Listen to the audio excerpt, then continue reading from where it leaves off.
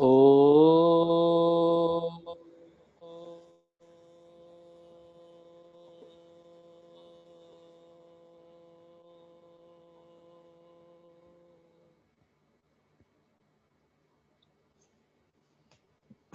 નમો અરહંતાણં નમો સિદ્ધાણં નમો આયર્યાણં નમો ઉજ્જાયણં નમો લોય ત્રિકાળવર્તી સાહુણં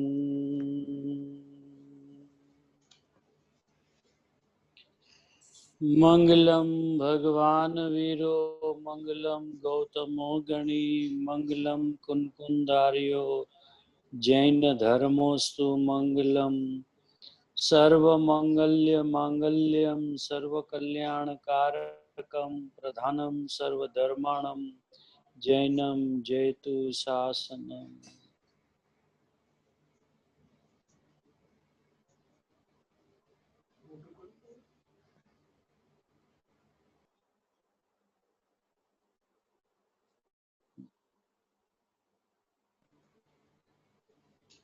ત્રિલોકીનાથ સર્વજ્ઞ પરમાત્માની ઓમ ધ્વનિના સારરૂપ આ શ્રી ગ્રંથાદિરાજ સમયસારજી પરમાગમ, જેની બીજી મંગલમય ગાથા ચાલે છે.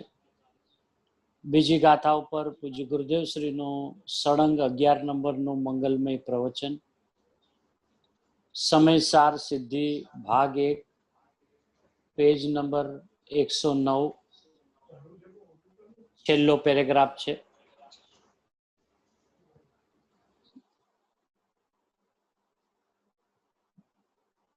જીવનું વર્ણન ચાલે છે.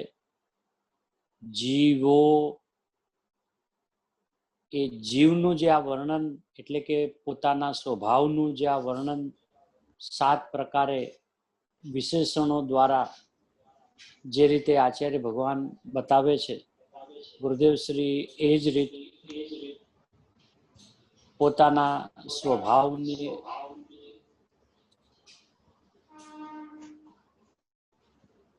માઇક બંધ કરી દો, ઇકો.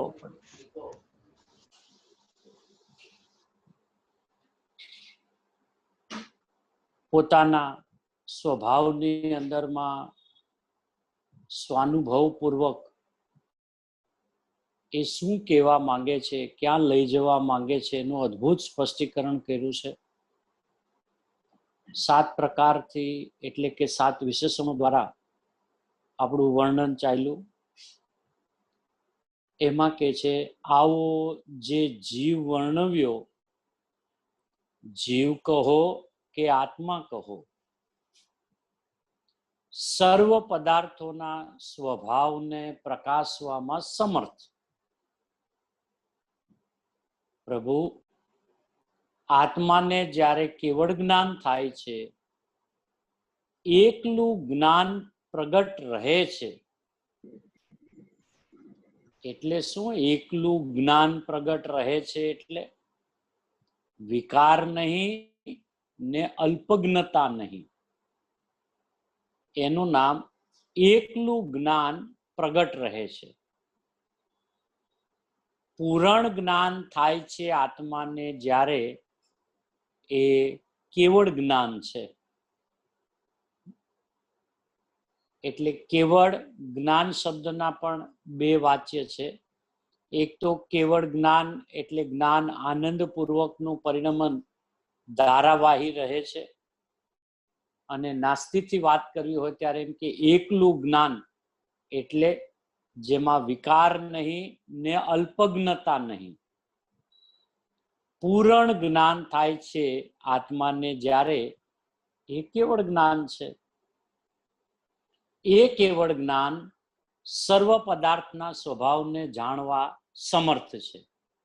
એ કેવળ જ્ઞાન રાગને પરદ્રવ્યથી ભિન્ન આત્માને કરતા એટલે કે આત્માને ભિન્ન જાણતા, જેમાં એ જ્ઞાનપણું પૂરણ ભર્યું છે, તેમાં એકાગ્ર થતા, પરથી એકાગ્રતા છૂટતા, સ્વમાં એકાગ્રતા કરતા, એ ભેદ જ્ઞાનની જ્યોતિથી કેવળ જ્ઞાન ઉત્પન્ન થાય છે.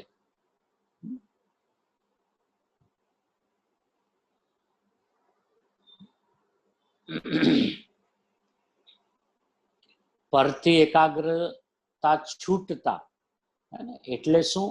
પર એટલે પર દ્રવ્ય નહીં, પણ પર એટલે રાગાદીના જે પરિણામ છે એમાં જે એકાગ્રતા હતી એ એકાગ્રતા છૂટતા. પછી સમજાવવા એમ કે રાગના વિષય જે છે એવા શરીર, વાણી, પર પદાર્થ આદિ એનાથી છૂટતા, એટલે કે એમાં એની જે એકાગ્રતા હતી તો એમાં તો એની એકાગ્રતા નહોતી. એની એકાગ્રતા તો તે સંબંધીનો જે રાગ છે એ રાગમાં એકાગ્રતા હતી, કે જે રાગ પર છે. એટલે પરથી એકાગ્રતા છૂટતા, સ્વમાં એકાગ્રતા કરતા, એ ભેદ જ્ઞાનની જ્યોતિથી કેવળ જ્ઞાન ઉત્પન્ન થાય છે. ભેદજ્ઞાન કહો કે મોક્ષ માર્ગ કહો, કેવળ જ્ઞાન કહો કે મોક્ષ કહો, એકાર્થ છે.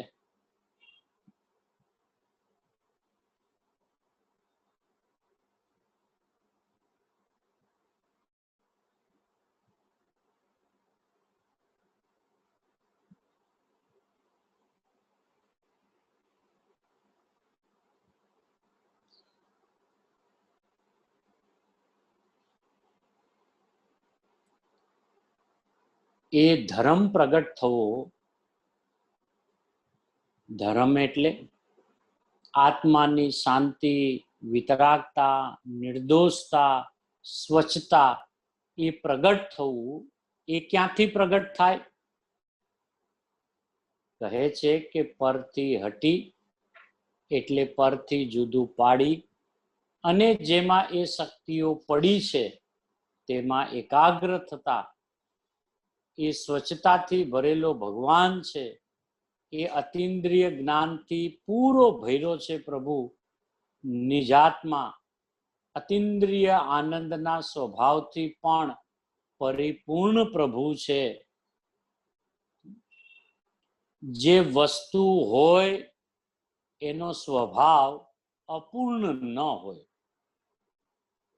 પૂર્ણ સ્વભાવથી ભરેલો ભગવાન આત્મા, એમાં એકાગ્ર થવાથી અને પરથી ભિન્ન પડવાથી, એટલે અસ્થિ નાસ્તિ કરી, પરથી નાસ્તિ ને સ્વથી અસ્થિ, એમાં એકાગ્રતા, એવું જે ભેદજ્ઞાન, એ મોક્ષ નામ પૂર્ણ જ્ઞાન ઉત્પન્ન કરવાનું કારણ છે.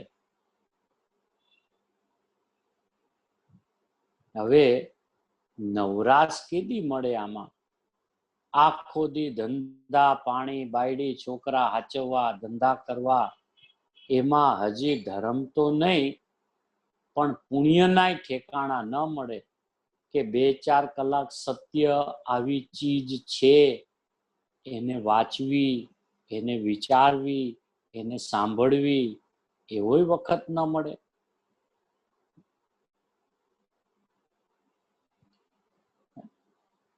અહીં તો એકદમ ભગવાન આત્માને સિદ્ધ કરી, જીવો આવો. આવો છે ગુણ પર્યાય વાળો, ઉત્પાદવ્ય ધ્રુવ વાળો, દર્શન જ્ઞાન સ્વરૂપી વગેરે. એ જીવ બીજા તત્વો છે. બીજા તત્વો ન હોય તો બીજા તત્વોને લક્ષ્ય વિકાર થાય, એ વિકાર ન હોય. પોતાના સ્વભાવના આશ્રયે વિકાર ન થાય, કેમ કે સ્વભાવમાં વિકાર છે નહીં. એથી જે વિકાર થાય છે પુણ્ય ને પાપનો, એ પરદ્રવ્યના લક્ષ્ય થાય છે.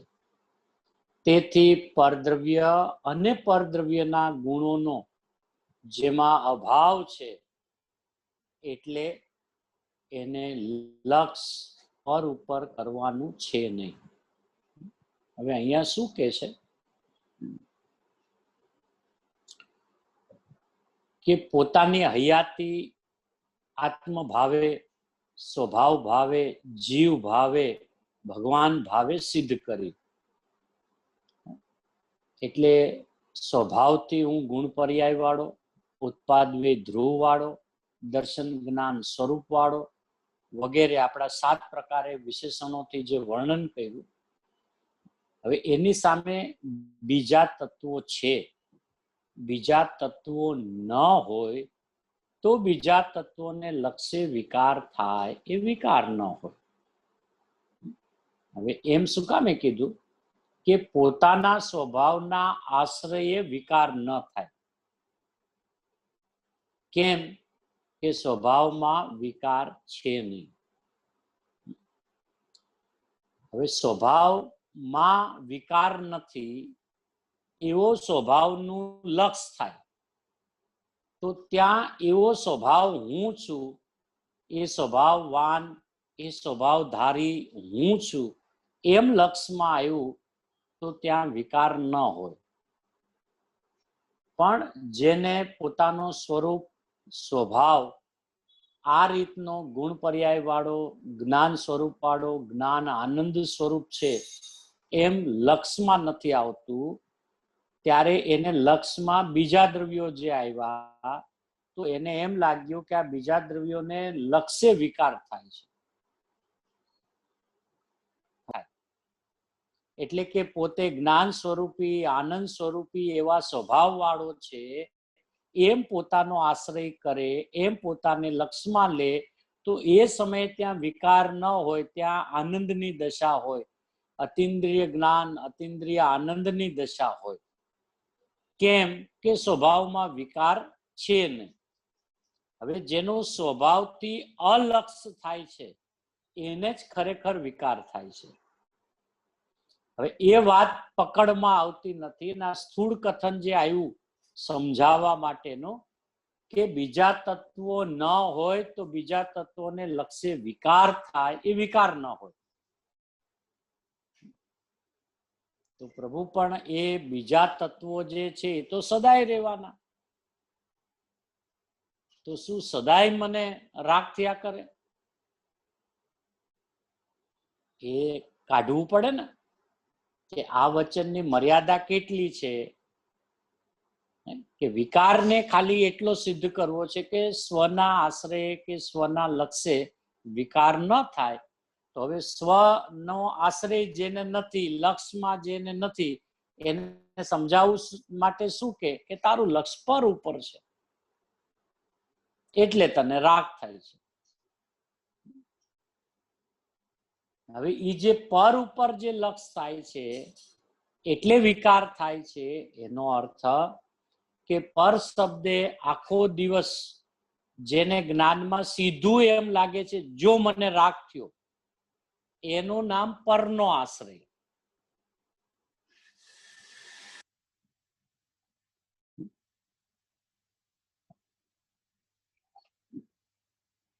એ બીજું તત્વ જે છે કે જેને આખો દિવસ લક્ષમાં લે છે અને એને લક્ષમાં લઈને કે છે કે હું વિકારી છું, હું રાગી છું. તો રાગી કેતા પહેલા એ રાગને લક્ષમાં લે છે ને કે મને અત્યારે રાગ થયો, મને અત્યારે રાગ થયો. તો એ જે રાગ છે ને એને બીજું તત્વ કે છે અને એને લક્ષમાં લે છે એટલે વિકાર, એટલે આકુરતા થાય છે.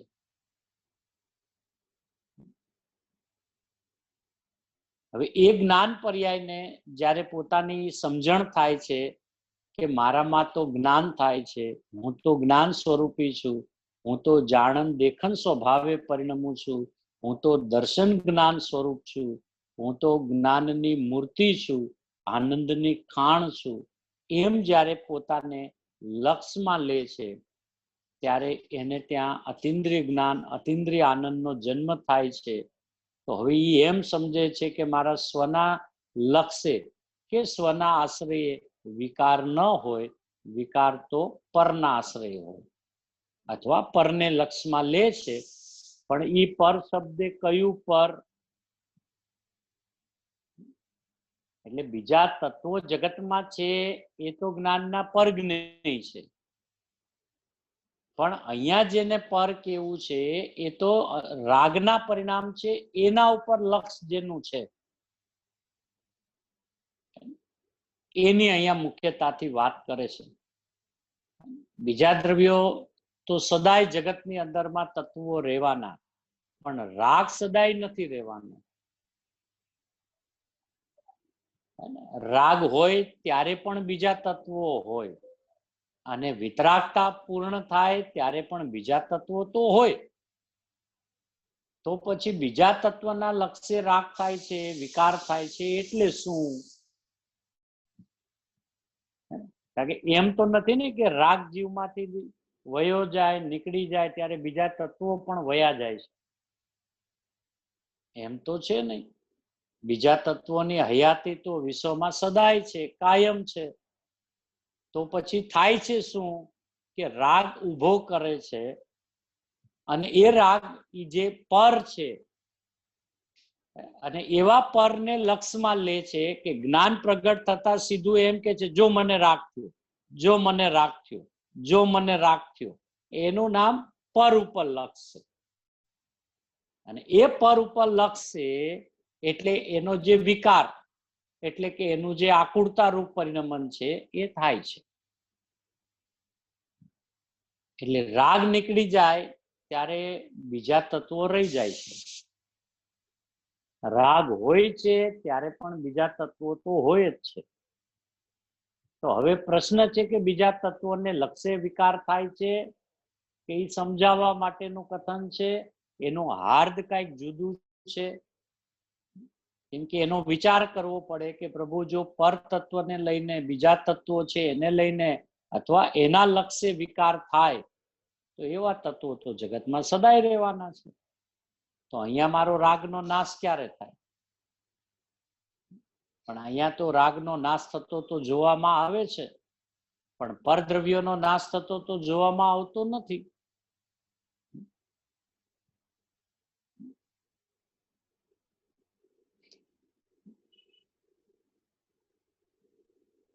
એટલે પાછું ગુરુદેવે શું ચોખ્ખું કરી દીધું? કેમ કે સ્વભાવમાં વિકાર છે નહીં.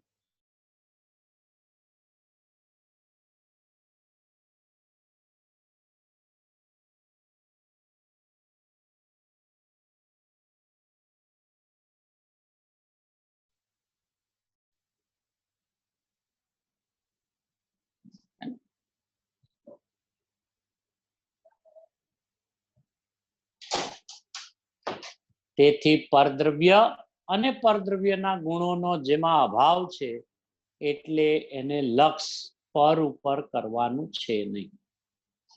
હવે રાગને પરદ્રવ્ય કે છે તો એનું ગુણ શું? પરદ્રવ્ય અને પરદ્રવ્યના ગુણો. એ રાગનો જે ગુણ છે ને એ આકુળતા છે. એટલે પરદ્રવ્યનો પણ અને પરદ્રવ્યના ગુણોનો જેમાં અભાવ છે એટલે એને લક્ષ પર ઉપર કરવાનું છે નહીં. એટલે રાગ ઉપર લક્ષ કરવાનું છે નહીં. તો લક્ષમાં પોતાનો જે વિતરાગ સ્વભાવ છે, પોતે જે જ્ઞાન સ્વરૂપી પરમાત્મા છે એમ લક્ષમાં લેવાનો, એમ પોતાનો આશ્રય કરે તો ત્યાં વિકારની ઉત્પત્તિ ન થાય એ બતાવવું છે. તારામાં જ ભરેલા ઈ પીપરમાં જેમ લીલો રંગ ભરેલો છે તો કાળા રંગનો નાશ થઈને એ લીલો પ્રગટ થાય છે. અંદર ભૈરો છે, લીલો બહારથી કાંઈ આવતું નથી. લીલી થાય છે ને આ પીપર ક્યારે? પીસે ત્યારે. લીલો રંગ, હરા રંગ, એમાં રંગ પડ્યો છે એ બહાર આવે છે. પણ કેવી રીતે બહાર આવે છે? પીસે ત્યારે. એટલે શક્તિ રૂપે તો બધાયને પડ્યો છે. હવે જેણે જેણે એને ઘૂંટવાનું ચાલુ કર્યું, એને આનંદપૂર્વક ઉલ્લાસપૂર્વક પીસે છે એટલે ઘૂંટે છે, ત્યારે ઓલી કાળાશ જે છે રાગની એ નીકળતી જાય છે અને અંદરમાં જ્ઞાન આનંદની લીલો છમ એ પ્રગટ થાય છે. અને લીલો રંગ એ આમે શાંતિનું પ્રતીક છે ને, જેને જોતા આંખ ઠરે, તો એને લીલો રંગ કીધો છે કે એ લીલો છે. તો એ અંદરમાં જે જ્ઞાન, શાંતિ, નિરાકુરતા એ જે અંદરમાં ભરેલી પડી છે એ પોતાને પીસે, પોતાને ઘૂંટે, ત્યારે એમાંથી એ હરો રંગ એટલે લીલો રંગ પ્રગટ થાય છે અને કાળો રંગનો નાશ થાય છે. એમ પ્રભુ આત્મામાં લીલો નામ અનંત જ્ઞાન અને તીખો નામ અનંત આનંદ, અનંત વીર્ય, અનંત દર્શન, અનંત સ્વચ્છતા, અનંત પ્રભુતા એવી શક્તિથી ભરેલું જીવ તત્વ છે. એને કેવળ જ્ઞાન ને મુક્તિ પ્રાપ્ત કરનારને પરદ્રવ્યથી ભિન્ન પાડીને પોતાના પૂરણ સ્વભાવમાં પૂરણ પર્યાય પ્રગટ કરવા માટે પોતાના પૂરણ સ્વભાવમાં એકાગ્ર થતા તે ભેદ જ્ઞાનથી કેવળ જ્ઞાન ઉત્પન્ન થાય છે.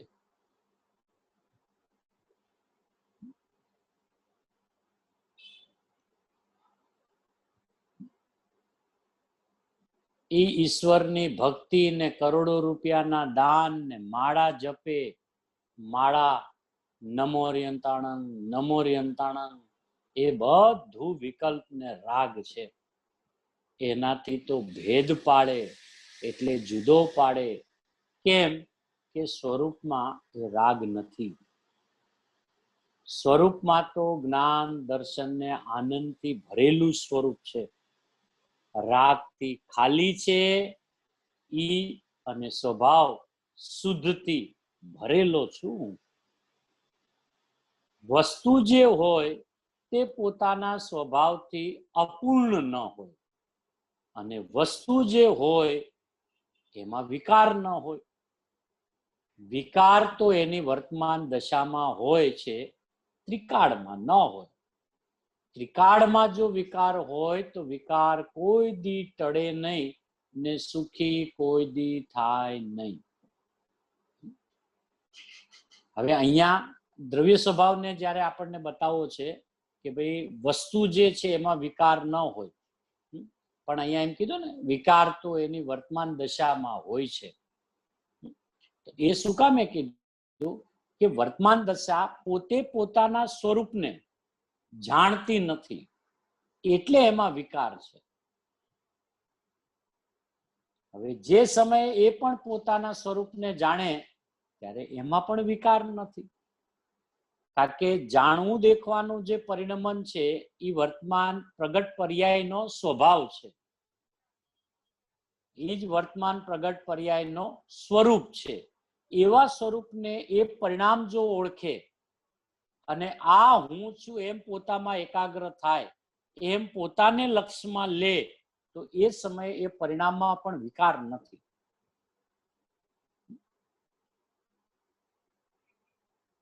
અહીંયા એમ કે છે કે ત્રિકાળમાં જો વિકાર હોય તો વિકાર કોઈ દી ટળે નહીં ને સુખી કોઈ દી થાય નહીં.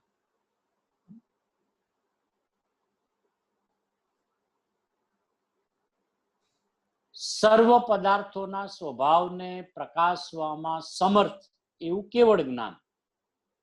એક તો કેવળ જ્ઞાનની સિદ્ધિ કરી.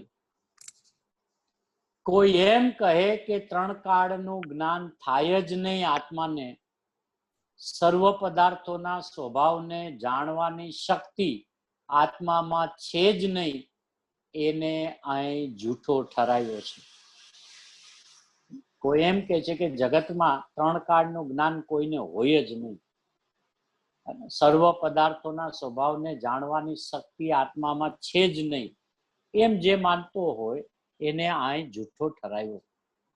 ભાઈ ખરેખર તો તારો જ્ઞ સ્વભાવ છે ને, જ્ઞ એટલે જાણવું એ સ્વભાવ છે ને, ઈ કોનો સ્વભાવ છે?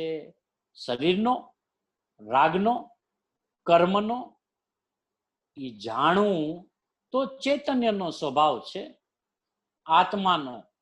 અને જેનો જે સ્વભાવ છે એ જ્ઞ સ્વભાવ, એ અપૂર્ણ ન હોય.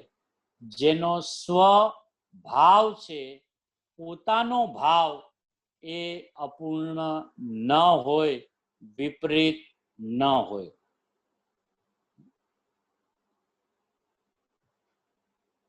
હવે કેટલી રીતે ચોખ્ખું કરાવે છે કે ખરેખર તો તારો જ્ઞ સ્વભાવ છે ને, જ્ઞ એટલે જાણવું, એ સ્વભાવ છે ને. હવે આ જે જાણવાનો જે સ્વભાવ છે મારો, ઈ કોનો છે? શરીરનો છે કે નહીં? તો રાગનો છે કે નહીં? તો કર્મનો છે કે નહીં? તો ઈ જાણવું તો ચૈતન્યનો સ્વભાવ છે, એટલે મારો સ્વભાવ છે.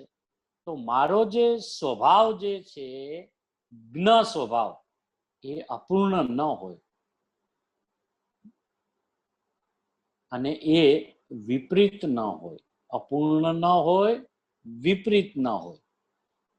એનો અર્થ શું થયો કે આગળ જે વાત આવી હતી ને, ગુરુદેવ કીધી કે એની પર્યાય આડી અવડી થાય. એ આ આડી અવડીનો આ ભાવ છે. અપૂર્ણ ન હોય, વિપરીત ન હોય. વિપરીત એટલે રાગવાળી અને અપૂર્ણ એટલે જ્ઞાન અજ્ઞાનવાળી. સરસ ભાઈ.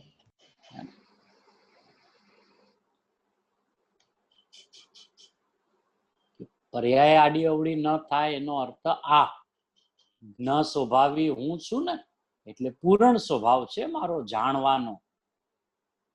એ મારો જે જાણવાનો પૂર્ણ સ્વભાવ છે, એમાં અપૂર્ણતા નથી અને વિપરીતતા. એ પૂર્ણ સ્વરૂપ છે, એ પૂર્ણ શક્તિ રૂપે પૂર્ણ સ્વરૂપ છે. એને રાગ દયાદાનના વિકલ્પથી પણ જુદો પાડી, કેમ કે એમાં પૂર્ણ થવાની શક્તિ એનામાં નથી. શેમાં? રાગમાં, દયાદાનના વિકલ્પમાં. પૂર્ણ થવાની શક્તિ તો સ્વભાવમાં છે. એથી સ્વભાવમાં એકાગ્ર થતા, ત્રિકાળી ચૈતન્ય સ્વભાવમાં એકાગ્ર થતા અને રાગની એટલે પુણ્ય પાપની ક્રિયાથી ભિન્ન પડતા જે સર્વજ્ઞ સ્વભાવ, સર્વ પદાર્થના સ્વભાવને પ્રકાશવા સમર્થ છે, તે ભેદ જ્ઞાન જ્યોતિથી કેવળ જ્ઞાન થાય છે.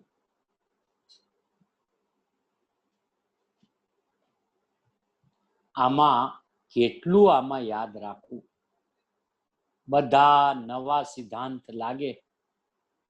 નવા નથી બાપુ, તારું સ્વરૂપ જ એ છે. તે જાણ્યો નથી તને, એ ચીજ અત્યારે બધી ગુમ થઈ જાય છે. ઈ હવે બહાર આવે છે. ગુમ થઈ જાય છે એટલે એ ચીજ અત્યારે બધી ગુમ થઈ ગઈ છે. એટલે મૂળ તત્વની વાત વર્તમાન કાળમાં ગુરુદેવ કહે છે ગુમ થઈ ગઈ છે. હવે જે ગુમ થઈ ગઈ છે એ હવે બહાર આવે છે. એટલે બહાર આવે એટલે સામેવાળાને કદાચ એવું લાગે કે આ બધા નવા સિદ્ધાંતો લાગે છે. કે ગુરુદેવ કે નવા નથી ભાઈ, બાપુ તારું સ્વરૂપ જ આવું છે. તે જાણ્યું નથી ને એટલે તને નવું લાગે છે, પણ અનાદિનું સ્વરૂપ જ આપણું આવું છે. અનાદિનું છે, અનંતકાળ આવું ને આવું રહેશે, નવું નથી ભાઈ.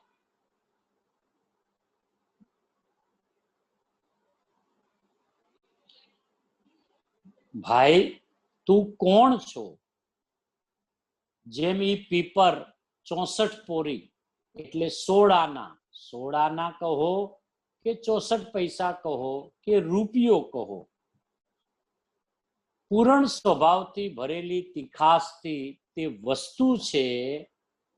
એમ આ ભગવાન આત્મા વસ્તુ છે. એ 16 આના નામ પૂરણ જ્ઞાન ને આનંદથી ભરેલી શક્તિ વાળું એ તત્વ છે. એ શક્તિમાં એકાગ્ર થતા, જ્યારે એ શક્તિમાં એકાગ્ર થવું છે ત્યારે પર તરફથી ખસી જવું છે, પર તરફથી ભિન્ન પડ્યા વિના સ્વમાં એકાગ્ર થવાય નહીં. અને સ્વમાં એકાગ્ર થયા વિના સ્વમાં શક્તિ જે છે એમાં એકાગ્ર થયા વિના એની દશામાં પરિપૂર્ણ જ્ઞાન ને પરિપૂર્ણ આનંદ કોઈ દી પ્રગટ ન થાય.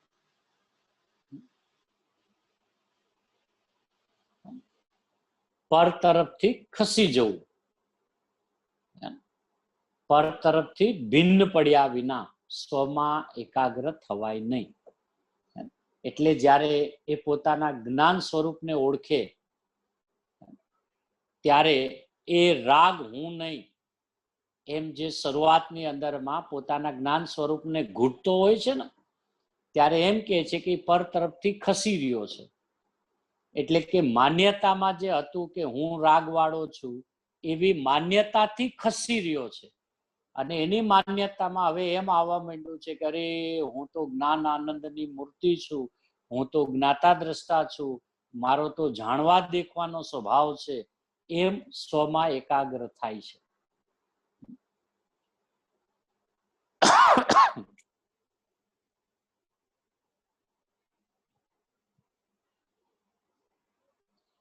આવી વાતું છે, દુનિયાને એવું લાગે એવું છે, પાગલ જેવું લાગે એવું છે. આખી લાઈન ફેર છે ને, આખો માર્ગ ફેર છે. બાપુ તને ખબર નથી ભાઈ, અનંત કાળનો અજાણ્યો માર્ગ એને અહીં જાણવાનું કહીને પૂરણની પ્રાપ્તિ એનાથી થશે. પૂરણ પરમાત્મા દશા, જન્મ મરણ રહિત દશા, એ રાગથી ભિન્ન અને પૂરણ સ્વભાવમાં એકાગ્રતા એનાથી થશે.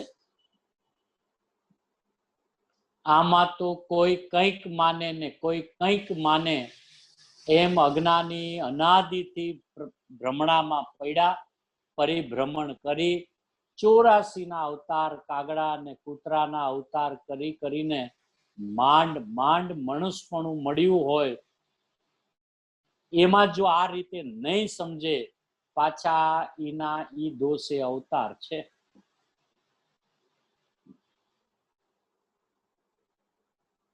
કે માંડ માંડ પ્રભુ આવું માણસપણું મળ્યું છે. અને હવે જો પોતાના સ્વરૂપને, પોતાના સ્વભાવને જેવી રીતે છે એવી રીતે જો નહીં સમજે પ્રભુ, તો પાછો ઈના ઈ દોષે તને અવતાર છે ના. અહીં તો એ અવતારનો અભાવ કરવાની રીત જ બતાવે છે.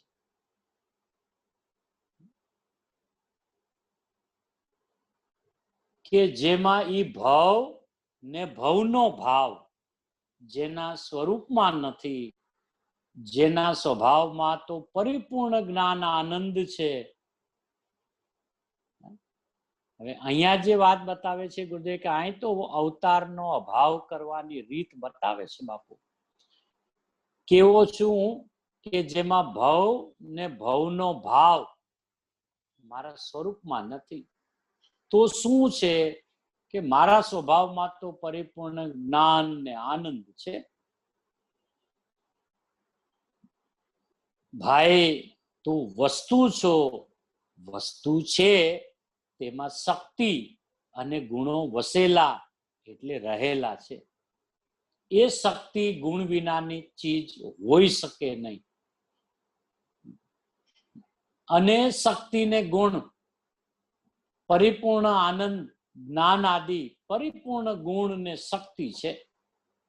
તો જે તારી ચીજમાં નથી એવા આ શરીર, વાણી, મન, પુણ્ય પાપના ભાવ એનાથી જુદો પડી અને તારામાં જે પૂરણ પડ્યું છે તેમાં એનો આદર કરી, તેમાં એકાગ્ર થઈ તને તારી દશામાં કેવળ જ્ઞાન એટલે મુક્ત દશા, દુઃખથી મુક્ત અને આનંદને જ્ઞાનથી સહિત થશે તારી દશા.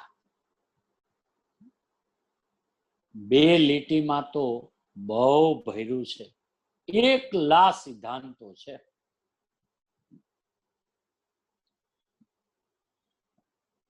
ગુરુદેવને એટલું બહુમાન આવે છે કે આ બે લાઈનમાં તો એટલું બધું ભર્યું છે.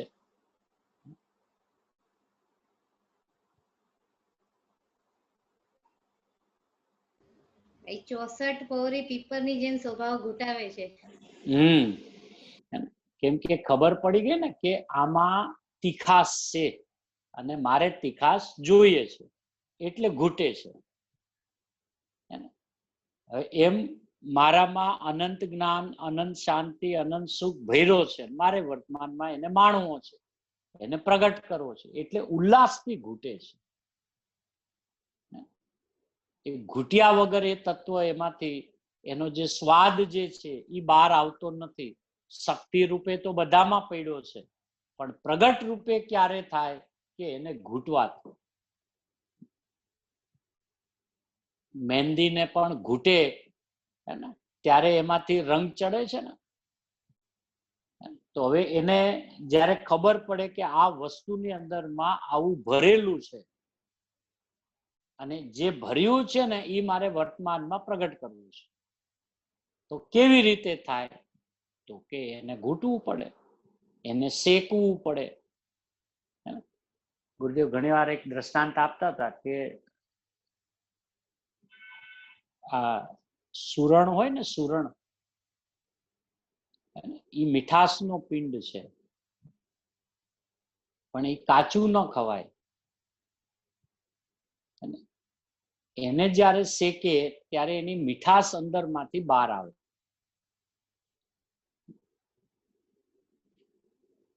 શક્તિ તો એનામાં છે,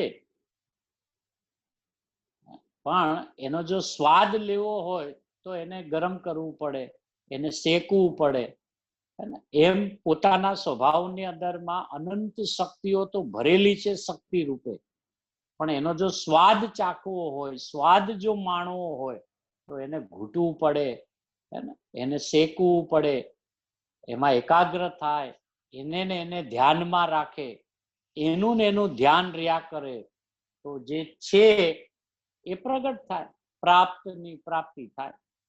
કુવામાં હોય, અવેડામાં આવે.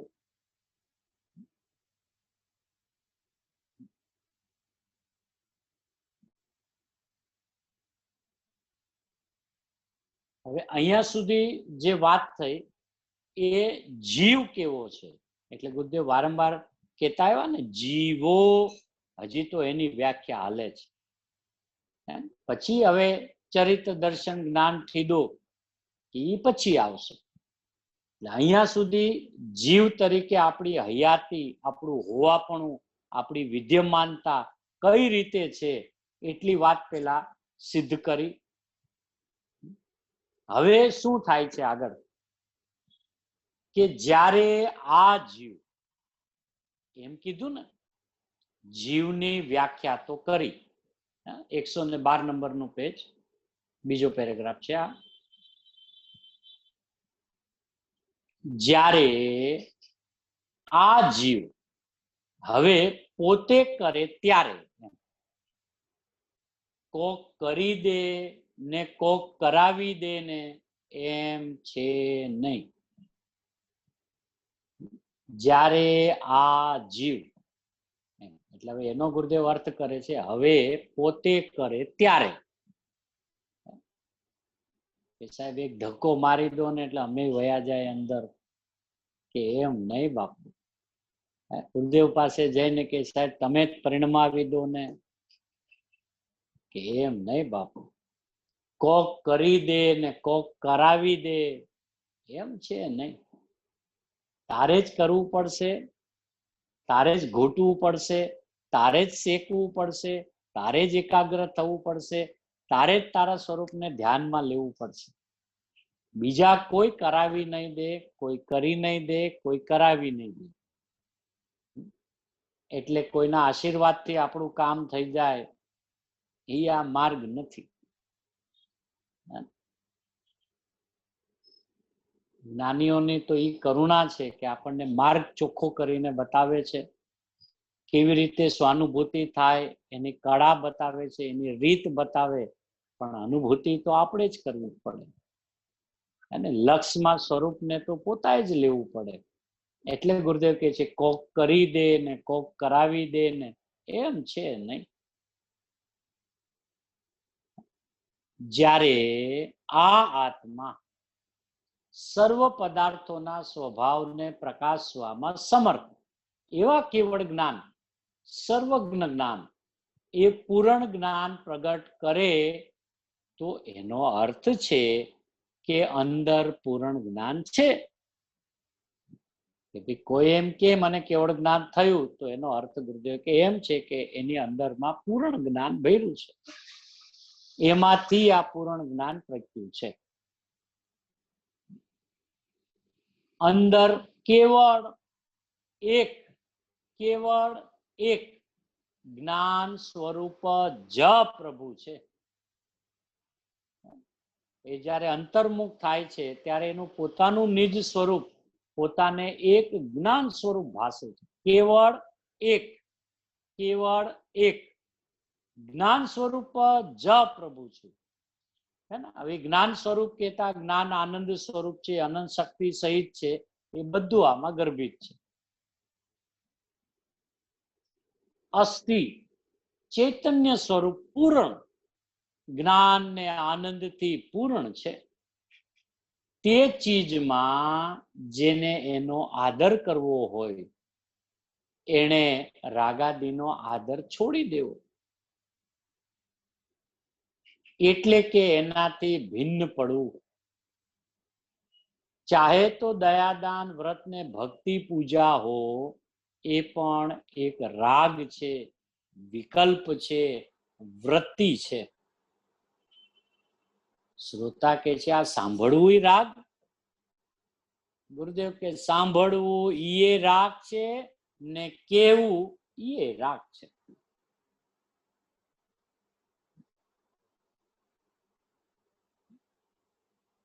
ખાલી સાંભળવું ઈ રાગ છે એમ નહીં, કેવું ઈ પણ રાગ છે.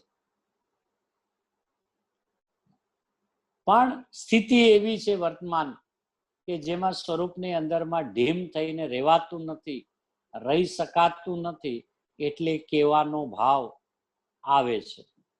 આગળ આચાર્ય ભગવાને કીધું ને વિકલ્પ ઉઠો છે, એટલે દ્રવ્ય સ્તુતિ ને ભાવ સ્તુતિ, દ્રવ્ય વચન ને ભાવ વચનમાં બધા ભાવ આવ્યા હતા ને.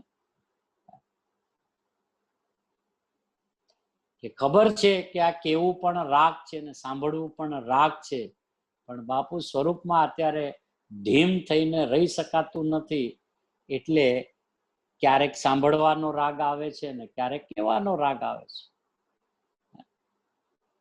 આ તો જન્મ મરણ રહિત થવાની વાતું છે પ્રભુ. જન્મ મરણ ને 84 ના અવતાર કરીને અનંતા અવતાર કર્યા. વસ્તુ છે ને પોતે છે તો રહી ક્યાં અત્યાર સુધી? કોઈ આજકાલનો તો છું નહીં કે અનાદિનો છું, તો રહ્યો ક્યાં અત્યાર સુધી? કઈ રીતે રહ્યો? છે તો છે આત્મા, આત્મા તરીકે તો છે જ, પણ રહ્યો ક્યાં? કઈ રીતે રહ્યો? આત્મ ભાવે રહ્યો કે આત્માથી વિરુદ્ધ ભાવે રહ્યો? ઈ કેવું છે? એ રહી ચાર ગતિ રખડવામાં રહી, આ કાગડા ને કૂતરાના ભાવ કરી નરકના ને નિગોદના ને મનુષ્યના, અને એક ગતિમાં ગમે ત્યાં જાય ત્યાં દુઃખ જ છે, પરાધીનતા છે. સ્વર્ગ હોય તોય દુઃખ છે, પરાધીનતા. અબજોપતિ આ શેઠિયાઓ ધૂળના ધણી કહેવાય, એ બધા દુઃખી બિચારા છે, દુઃખી છે બિચારા. શ્રોતા કે છે સાહેબ પૈસા હોય ને બિચારા, કે પૈસા જોઈએ છે ને એને, આત્મા જોતો નથી ને, એને આ ધૂળ જોઈએ છે. આ લાવો આ લાવો આ લાવો, એ માગણ ભિખારી છે. અંદરમાં અનંત આનંદ ને અનંત જ્ઞાન ભર્યું છે, એવી લક્ષ્મી વાળો પ્રભુ પોતે છે, અંદર એની પાસે જાતો નથી, અને જ્યાં મળે એવું છે ત્યાં જાતો નથી, અને જેમાંથી આવે એવું નથી ત્યાં જઈને માંગ્યા કરે છે. અને તે પણ પૈસો આવે તો કાંઈ એની પાસે આવતા નથી. એની પાસે તો મમતા આવે છે કે મને પૈસા આવ્યા, કે મને પૈસા આવ્યા, એવી મમતા. એટલે મારાપણું, પૈસો. પૈસો તો પૈસામાં જ રહે છે, જળમાં. એ કેદી જીવનો થઈ ગયો? પણ પૈસા એની પાસે નથી આવતા, એની પાસે પૈસા મારા છે એવી મમતા આવે છે. કેટલું બધું છૂટું પાડી પાડીને ગુરુદેવ કહે છે કે આ બધા અબજોપતિ કરોડપતિઓને કેમ બિચારા કીધા? કે બાપુ, એને પૈસા જોઈએ છે ને, એને આત્મા નથી જોતો. તો જે આત્મામાં લક્ષ્મી અનંત અનંત અનંત અનંત જ્ઞાન સુખ આનંદની ભરેલી પડી છે, એની અંદર તો જતો નથી, એને જોતો નથી.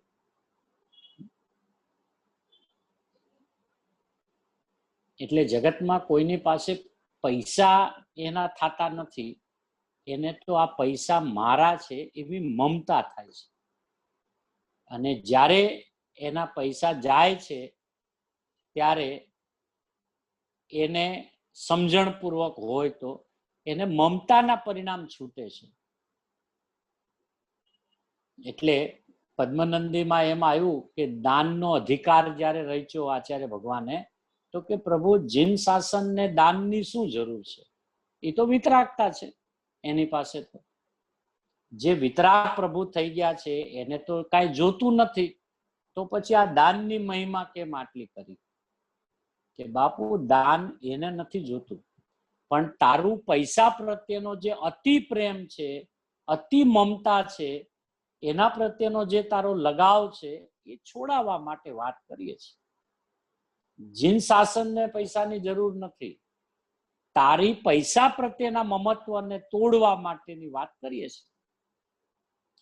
અને ન્યા તો એમ લીધું પાછું કે જો કદાચ પુણ્ય યોગ્ય તારી પાસે લક્ષ્મીનો યોગ તો હોય તો કાગડામાંથી જાતો નહીં, એવું દ્રષ્ટાંત આપ્યું છે. કે કાગડો પણ એક ટુકડો લઈ આવે અને પછી કાવ કાવ કાવ કાવ કહીને આખી નાતને બોલાવે, અને એ જે ટુકડો લાવ્યો હોય ને એમાં આખા નાતને જમાડે. એટલે કદાચ તને પુણ્ય યોગે 12માં લક્ષ્મીનો યોગ થયો હોય તો તું કાગડામાંથી જાતો નહીં. એટલે એમ કે જ્યારે જીન શાસનની પ્રભાવનાનો કોઈ સમય આવે, ક્યાંય પ્રતિષ્ઠા હોય, ક્યાંય જીનવાણી ગુરુદેવની જ્ઞાનીઓના કોઈ પ્રસંગો ચાલતા હોય, ત્યારે ત્યાં એમ સંકુચાઈને ન બેસી જતો કે જૈન શાસનને પૈસાની ક્યાં જરૂર છે, કે કાગડામાંથી નહીં જતો. કાવ કાવ કરીને તારી જેટલી શક્તિ હોય એટલી આ જીન ધર્મની પ્રભાવનામાં, સાધર્મીઓની ભક્તિઓમાં લગાડી દેજે. તો શું થાય કે તને પૈસા પ્રત્યેનો રાગ તૂટશે. તો શું થશે કે પ્રભુ તને વિતરાગ થવાનો અવસર આવશે. વિતરાગતાના માર્ગે નીકળ્યો ને એક વસ્તુનો જો રાગય ન છૂટતો હોય તો બાપુ ધ્યાન રાખજે. એટલે ત્યાં તો એટલું સરસ દ્રષ્ટાંત આપ્યું કે કાગડામાંથી જાતો નહીં. જીન શાસનને પૈસાની જરૂર નથી, પણ તું સંકોચાઈ જાતો નહીં પાછો. કે ઘરમાં લગ્નનો પ્રસંગ હોય તો કરોડ 2 કરોડ ખર્ચી નાખે, અને જ્યાં કોઈ પંચકલ્યાણક આદિના પ્રસંગો હોય તો કે ધર્મમાં ક્યાં પૈસાની જરૂર છે, બધા આપે જ છે ને, આપણે શું આપવાની જરૂર છે. કે બાપુ, તને ધર્મનો જો ખરેખર પ્રેમ હોય તો તું તારું સર્વસ્વ લૂંટાવી દેજે. આવા મહાપુરુષો, આવી જીનવાણી, આવા જીનેન્દ્ર ભગવાન ફરી ફરી મળવા દુર્લભ છે પ્રભુ. અને જો આજે અહોભાગ્ય આપણને મળી જ ગયા છે તો તન મન ધન બધું તારું સમર્પણતા કરી દેજે આ મહાપુરુષોના જીવન માટે. કે એનાથી શું થાય કે બાપુ, એનાથી તારા મમતાના પરિણામ તૂટશે, તારો રાગ તૂટશે. કેમ કે જ્યારે જ્યારે આવું પરિપૂર્ણ સ્વરૂપને બતાવનારા મહાપુરુષો જેવા ગુરુદેવ જેવા પુરુષો આપણને મળે અને એ જયારે આવી સ્વરૂપની વાત બતાવતા હોય તો અંતરમાંથી જે જ્ઞાનની તરંગો ઉઠે છે એની સામે આખા વિશ્વની સંપત્તિ ધૂળ બરાબર છે. કે આવું કોણ કે આપણને આ કાળમાં આટલું ખોલીને આટલું સ્પષ્ટ એક એક શબ્દનો ભાવ ખોલીને કોની પાસે સમય છે, કોણ માથાકૂટ કરે? ગુરુદેવ કે અમને બધાને આખા જગતના અભિપ્રાયની ખબર છે અને તો એ કરુણા મૂર્તિ 45 વર્ષ સુધી એક ધારાએ સવાર બપોર સાંજ એકની એક જ વાત ઘૂંટાવ્યા કરે. એને ખબર છે કે હું આ વાત કહું છું અધિકાંશ જીવોને નથી બેસતી. ભલે નથી બેસતી બાપુ, એને કાલે બેસશે હો. એ પણ ભગવાન છે ને, એને સાંભળ્યું નથી ને, એને કોઈ દિવસ એવો વિચાર કર્યો નથી ને, એટલે એને અત્યારે નથી બેસતું. પણ સાંભળશે, વિચાર કરશે તો એને બેસશે હો. એ પણ ભગવાન છે ને, એ કઈ શક્તિ એની ઓછી નથી. ભલે અત્યારે નકાર કરે, ખબર છે કે અત્યારે ના પાડે છે, તોય કહીએ છીએ. પણ નાના કાળે એને જે આ વાત સાંભળી છે ને એને હાથ થતા વાર નહીં લાગે. એમ ન હોય, એમ ન હોય, એમ નહીં હોય, એમ કરતા કરતા પણ જેને સાંભળી છે ને એને આગળ જતા આડું એમ તો હોય હો, એમ જ હોય હો, એમ જ હોય હો, એમ એને વાર નહીં લાગે. એ ગુરુદેવને ખબર છે. નહીં તો આજે ઘરમાં 4 માણસને સમજાવવા જાય તો થાકી જાય. અને આ મહાપુરુષ 45 વર્ષ સુધી આટલા બધા વિરોધના વંટોળ વચ્ચે પણ અડીખમ થઈને બેઠા છે અને છતાં જીવના એક જીવ ઉપર એને ક્યારેય દ્વેષ ભાવ નથી, એને કોઈના પ્રત્યે તિરસ્કારનો ભાવ નથી. એને બધી ખબર છે કે આ વિરોધીઓ છે, કે કોણ બાપા વિરોધ કરે? અમે તો એને ભગવાન કહીએ છીએ ને ઈ ના પાડે છે તો એનો વિરોધ કરે છે. ઈ ક્યાં અમારો વિરોધ કરે છે? એને અમને તો જોયા નથી.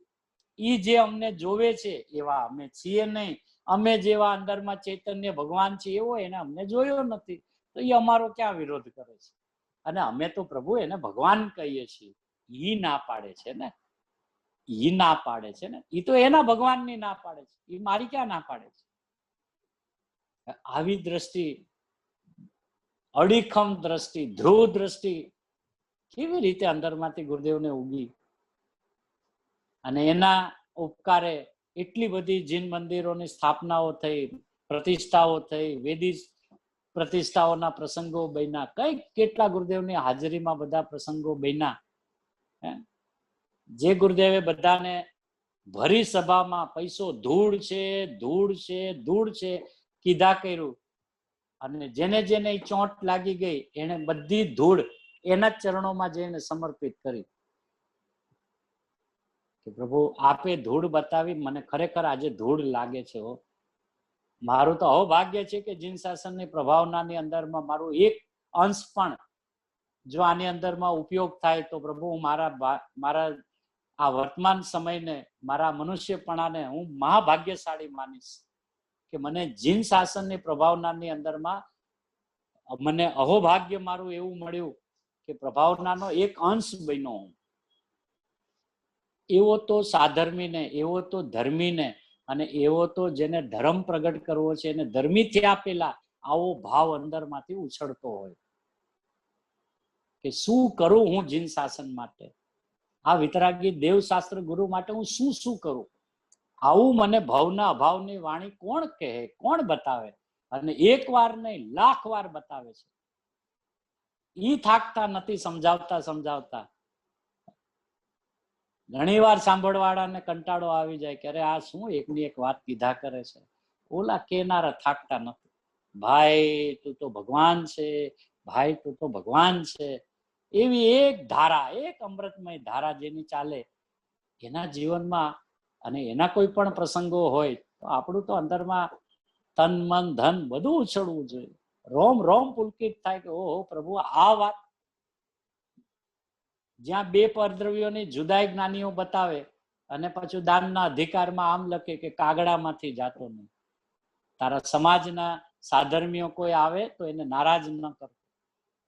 દેવશાસ્ત્ર ગુરુના કોઈ પ્રસંગો હોય તો હાથ ઉપર હાથ જોડીને બેસી ન રહેતો કે સમાજને ક્યાં પૈસાની જરૂર છે, એ તો બધું મોટું છે કે બાપુ તું એની વાત કરમાં, તું તો તારી મમતા ઓછી કેમ થાય, તને તારા પૈસા પ્રત્યેનો રાગ ઓછો કેમ થાય, તું તો ઈ જો. વિતરાગ શાસનને પૈસાની જરૂર નથી, એની પાસે લખલૂટ પૈસા હતા, ઠેબે ઉડાડીને આવ્યા છે.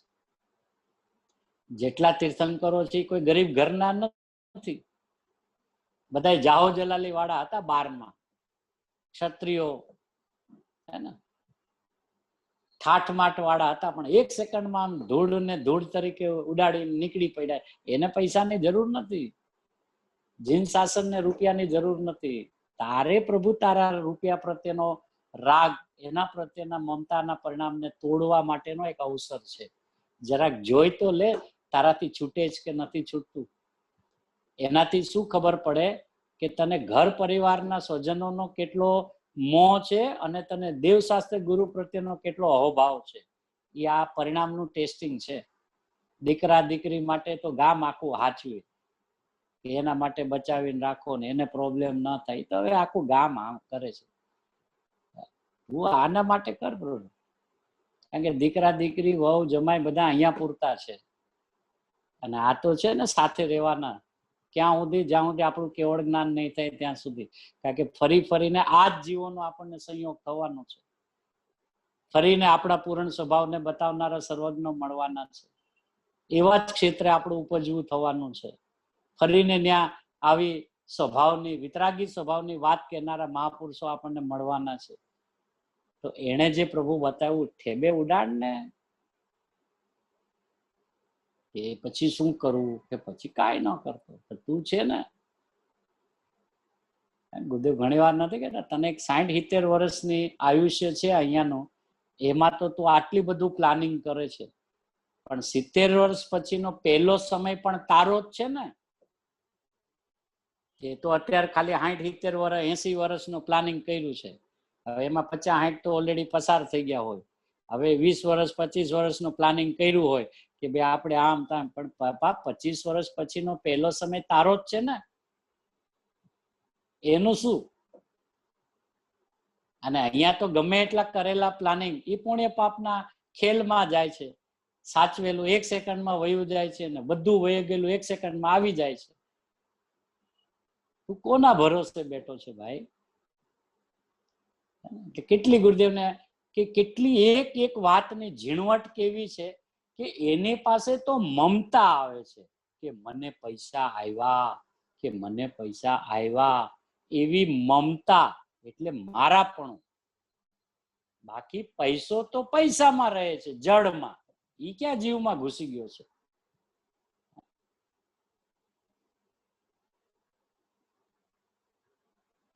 એટલે ગુરુદેવની વાણીમાં પણ નિસંગતા કેવી હતી. ગમે એવો કરોડપતિ અબજોપતિ સામે બેઠો એટલે ધૂળપતિ કહી દે, આ મોટો માગણ બેઠો, આ મોટો ભિખારી બેઠો, કે સાહેબ કોઈ આવશે નહીં તમારી પાસે, પછી આ બધી પ્રભાવના તમે કેવી રીતે કરશો? કે તું ચિંતા કર માં બાપુ. હા, વિતરાગી જૈન શાસન છે ને એ ત્રિકાળ જયવંત વર્તે છે. એ કોઈ આ કરોડપતિ અબજોપતિના આશ્રય નથી ચાલતું. એને જયારે આ તત્વ સમજાશે એટલી ધૂળ ખંખેરીને જ જશે.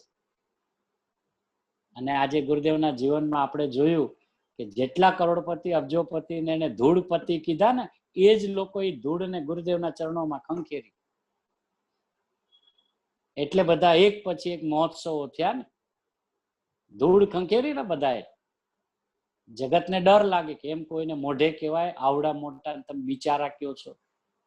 એ બિચારા જ છે, લે 1 વાર નહીં 1 કરોડ વાર બિચારા.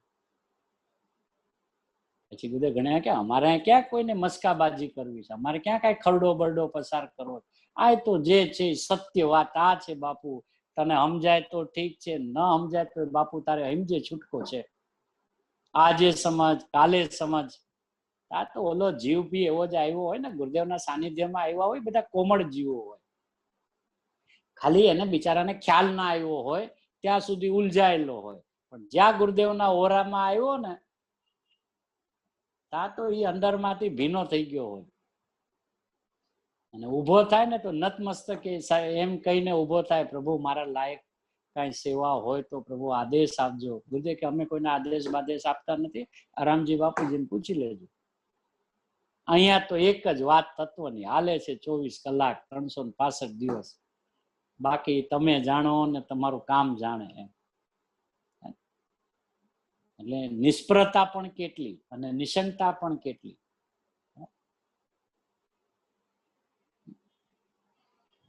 અને આ તો એવી ચીજ છે, વસ્તુ છે ને, તો અહીં પૂર્ણ જ્ઞાન પ્રગટ કરવાનો ઉપાય કહે છે ને, તો એ પૂર્ણ જ્ઞાન પ્રગટ કરવાની સમયની દશા એવી તો અનંતી શક્તિ જેનામાં હોય એમાં એકાગ્ર થાય તો કેવળ જ્ઞાન થાય. એકલું કેવળ જ્ઞાન એક જ પર્યાય હોય તો એમાંથી પર્યાય એક જ આવે તો બીજે સમય શું થાય? હવે બીજું કે આ દશામાં સમ્યક કેવળ જ્ઞાન થાય છે. હવે એ કેવળ જ્ઞાન એક સમયની દશામાં થાય છે. એ દશા તો થઈ અને વ્યય થઈ ગઈ, તો બીજી ક્યાંથી આવશે? કારણ કે પર્યાયમાંથી તો પર્યાય આવે નહીં.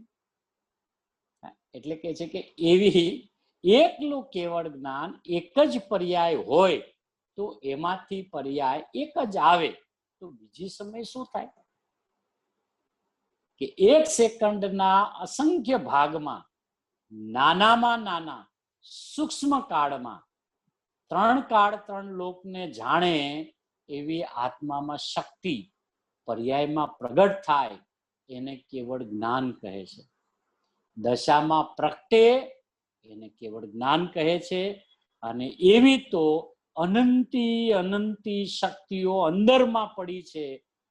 નહીતર એક જ પર્યાય બહાર આવી ને એવડો જ હોય ને તો ખાલી થઈ જાય તો પછી ખલાસ થઈ ગયું.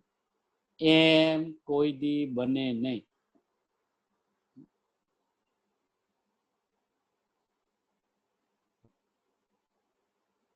સત્યના સિદ્ધાંતો બહુ કઠણ છે બાપુ. અત્યારે તો લોકો ગુરુએ ને ધર્મના ગુરુએ કાંઈક નું કાંઈક ચલાવીને ચડાવી માર્યું છે. બધી ખબર છે દુનિયાની. સત પ્રભુ છે અને જે છે એ શક્તિ વિનાનો ન હોય, એટલે એના ગુણ વિનાનો, સ્વભાવ વિનાનો એ તત્વ ન હોય. જેમ છે એમ એના ગુણો પણ શક્તિ પણ ત્રિકાળ છે. જેમ દ્રવ્ય પૂર્ણ છે એમ એના ગુણો પણ પૂર્ણ છે. એવો ભગવાન આત્મા. અરે એને વિશ્વાસ કેમ બેસે? અહીં 5-50 હજાર જ્યાં પૈસા મળે ત્યાં રાજી થઈ જાય, ધૂળ એમાં.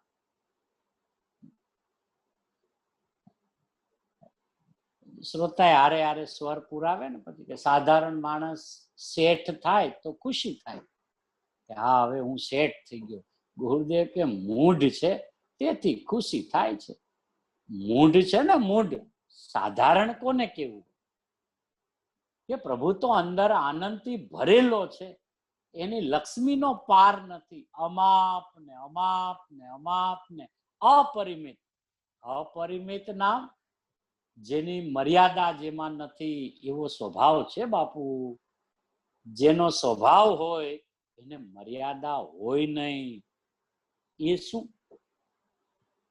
એ તો એ પોતાને સાધારણ માને છે ને કે ભાઈ હું તો સાધારણ છું. ગુરુદેવ કે સાધારણ કોને કેવું? સાધારણ એટલે શું વળી? પ્રભુ તો અંદર આનંદથી ભરેલો છે. એની લક્ષ્મીનો પાર નથી. અમાપ અમાપ અમાપ ને અપરિમિત, અમર્યાદિત. જેનો સ્વભાવ હોય એને મર્યાદા ન હોય. એવું જે આત્મ તત્વ જેમાં અપરિમિત એટલે મર્યાદા વિનાનો સ્વભાવ ને શક્તિઓ પડી છે, એનો વિશ્વાસ લાવી અને પુણ્ય ને પાપના ભાવ અને એના ફળ બહારના એનો વિશ્વાસ ઉઠાડી દઈ.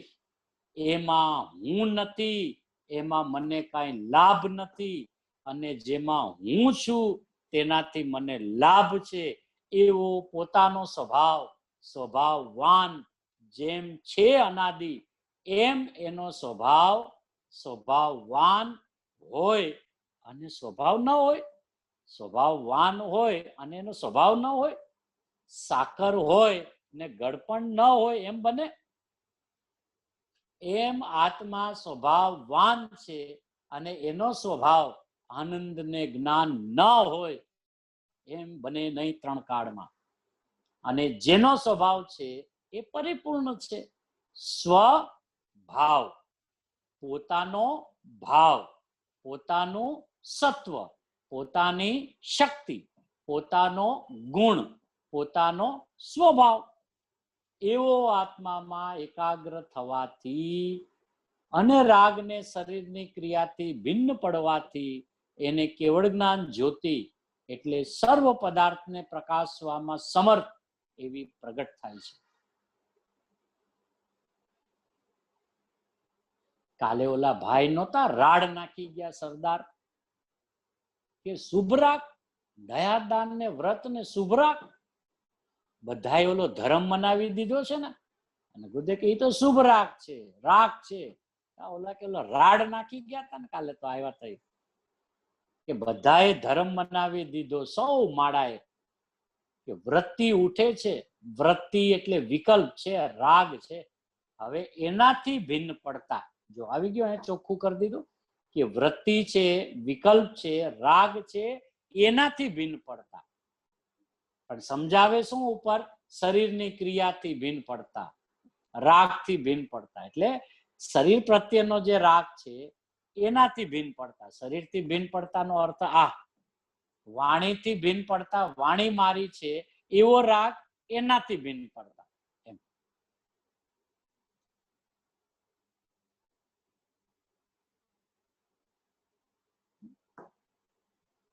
સ્વરૂપમાં અભિન્નતા થતા પરથી વિભક્ત ને સ્વથી એકત્વ એ ત્રીજી ગાથામાં કે છે. હવે આમાં દેવગુરુ શાસ્ત્રથી પણ મળે એવું નથી, એમાં આવ્યું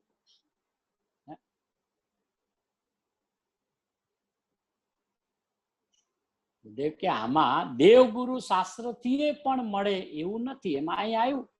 અહીં તો કેમ એમ કીધું કે એનાથી ન મળે કે જે આ ગુણો છે ને એ એમાં નથી, અને એમાં જે ગુણો છે ને એ અહીંયા નથી, એટલે એનાથી અહીંયા મળે નહીં. જીવનામ એક વાર તો ખડભડાટ થઈ જાય ને, જીવ શાસ્ત્ર ગુરુ કઈ આપણું કામ ન કરે, એ ન જ કરે ને. એ આપણા કામ માટે દેવ નથી બન્યા, એ એના કામથી દેવ બન્યા છે. અને એને એના સ્વરૂપને લક્ષમાં લીધો ને એવા અંદર જામી ગયા એટલે દેવ બન્યા છે. એ કોઈનું કામ કરવા માટે દેવ થોડી બન્યા છે. એટલે આમાં દેવ ગુરુ શાસ્ત્રથી એ પણ મળે એવું નથી કે ચાલો સાહેબ દેવ તો હરિયન દેવ વિતરાગી હોય, એ તો એનાથી ન મળે. આપણા ગુરુથી તો મળે કે નહીં, ગુરુદેવથી તો મળે કે નહીં? ગુરુદેવ કે મારાથી એ ન મળે. સાહેબ તમારા પ્રત્યેનો રાગ તૂટતો નથી કે તોડી નાખ, તોડે છૂટકો છે, ધ્યાન રાખજે. અને સાહેબ તમારો રાગ તૂટી જાય પછી અમારું શું થાય કે વિતરાગ થઈ જાય. રાગ તૂટે તો શું થાય કે નથી ખબર પડતી તને કે રાગ તૂટે એટલે તું વિતરાગ થાય. પણ સાહેબ તમારો જરાક રાગ અમને વિશેષ છે કે વિશેષ છે તો વિશેષ બળથી તોડ, તોડે છૂટકો છે. બહુમાન આવી વિષય જુદો છે, અહોભાવ આવી વિષય જુદો છે, પણ એના પ્રત્યેનો રાગ વિશેષ હોય તો બાપુ ધ્યાન રાખજે, તોડવો પડશે તારે. એટલે દ્રષ્ટિમાં તો રાખજે કે દેવને છોડવાના છે, ગુરુને છોડવાના છે, શાસ્ત્રને છોડવાના છે. અત્યારે ભલે મારા સાધક તરીકે હે ને, મારા ગાઈડ તરીકે હે ને, મારા માર્ગદર્શક તરીકે મેં એને રાખ્યા છે, એનો ઉપકાર છે મારા જીવનમાં. પણ બાપુ એને એમ શીખવાડ્યું છે કે મને તારે છોડવા પડશે. અમે તને માર્ગ ચિંધતા જાય, તું અંદર ચાલતો જા, પછી એવો અંદર વયો જાય કે તું અમને ગોઈતે જોઈશે. એટલે હારે હારે આ વાતને પણ લક્ષમાં રાખજે કે દેવ ગુરુ શાસ્ત્રથી એ પણ મળે એવું નથી. એમ અહીં આવ્યું. અહીં તો કેમ કે જે આ ગુણો છે એ એમાં નથી અને એના જે ગુણો છે એ આમાં નથી. તો જ્યાં ગુણ છે ત્યાં જાય તો મળે. તો આ ગુણો ત્યાં નથી એની પાસે, એટલે મારું સમ્યક દર્શન એની પાસે નથી પડ્યું અને મારું કેવળ જ્ઞાન એમની પાસે નથી પડ્યું. એમની પાસે એમનું સમ્યક દર્શન, એમની પાસે એમનું કેવળ જ્ઞાન. એટલે નિજ દર્શન ને નિજ ઘૂંટણ કરવાનું કહે છે. એટલે અહીંયા ઘૂંટાવે છે. એટલે ઘૂંટાવનારનો ઉપકાર આવે, એનું બહુમાન આવે, એ એક વાત છે. ના આવે એવું ન બને, પણ આવે ત્યારે એને ખ્યાલ હોવો જોઈએ, જાગૃતિ હોવી જોઈએ કે આ રાગની ચિકાસ તો આમાં વધારે નથી ને. ગમે ત્યારે મારે તૂટવું હોય તો તૂડી શકું કે નહીં. એક્ઝામ્પલ એને છે ને અંદરમાં એકવાર ટેસ્ટિંગ એ કરી લેવું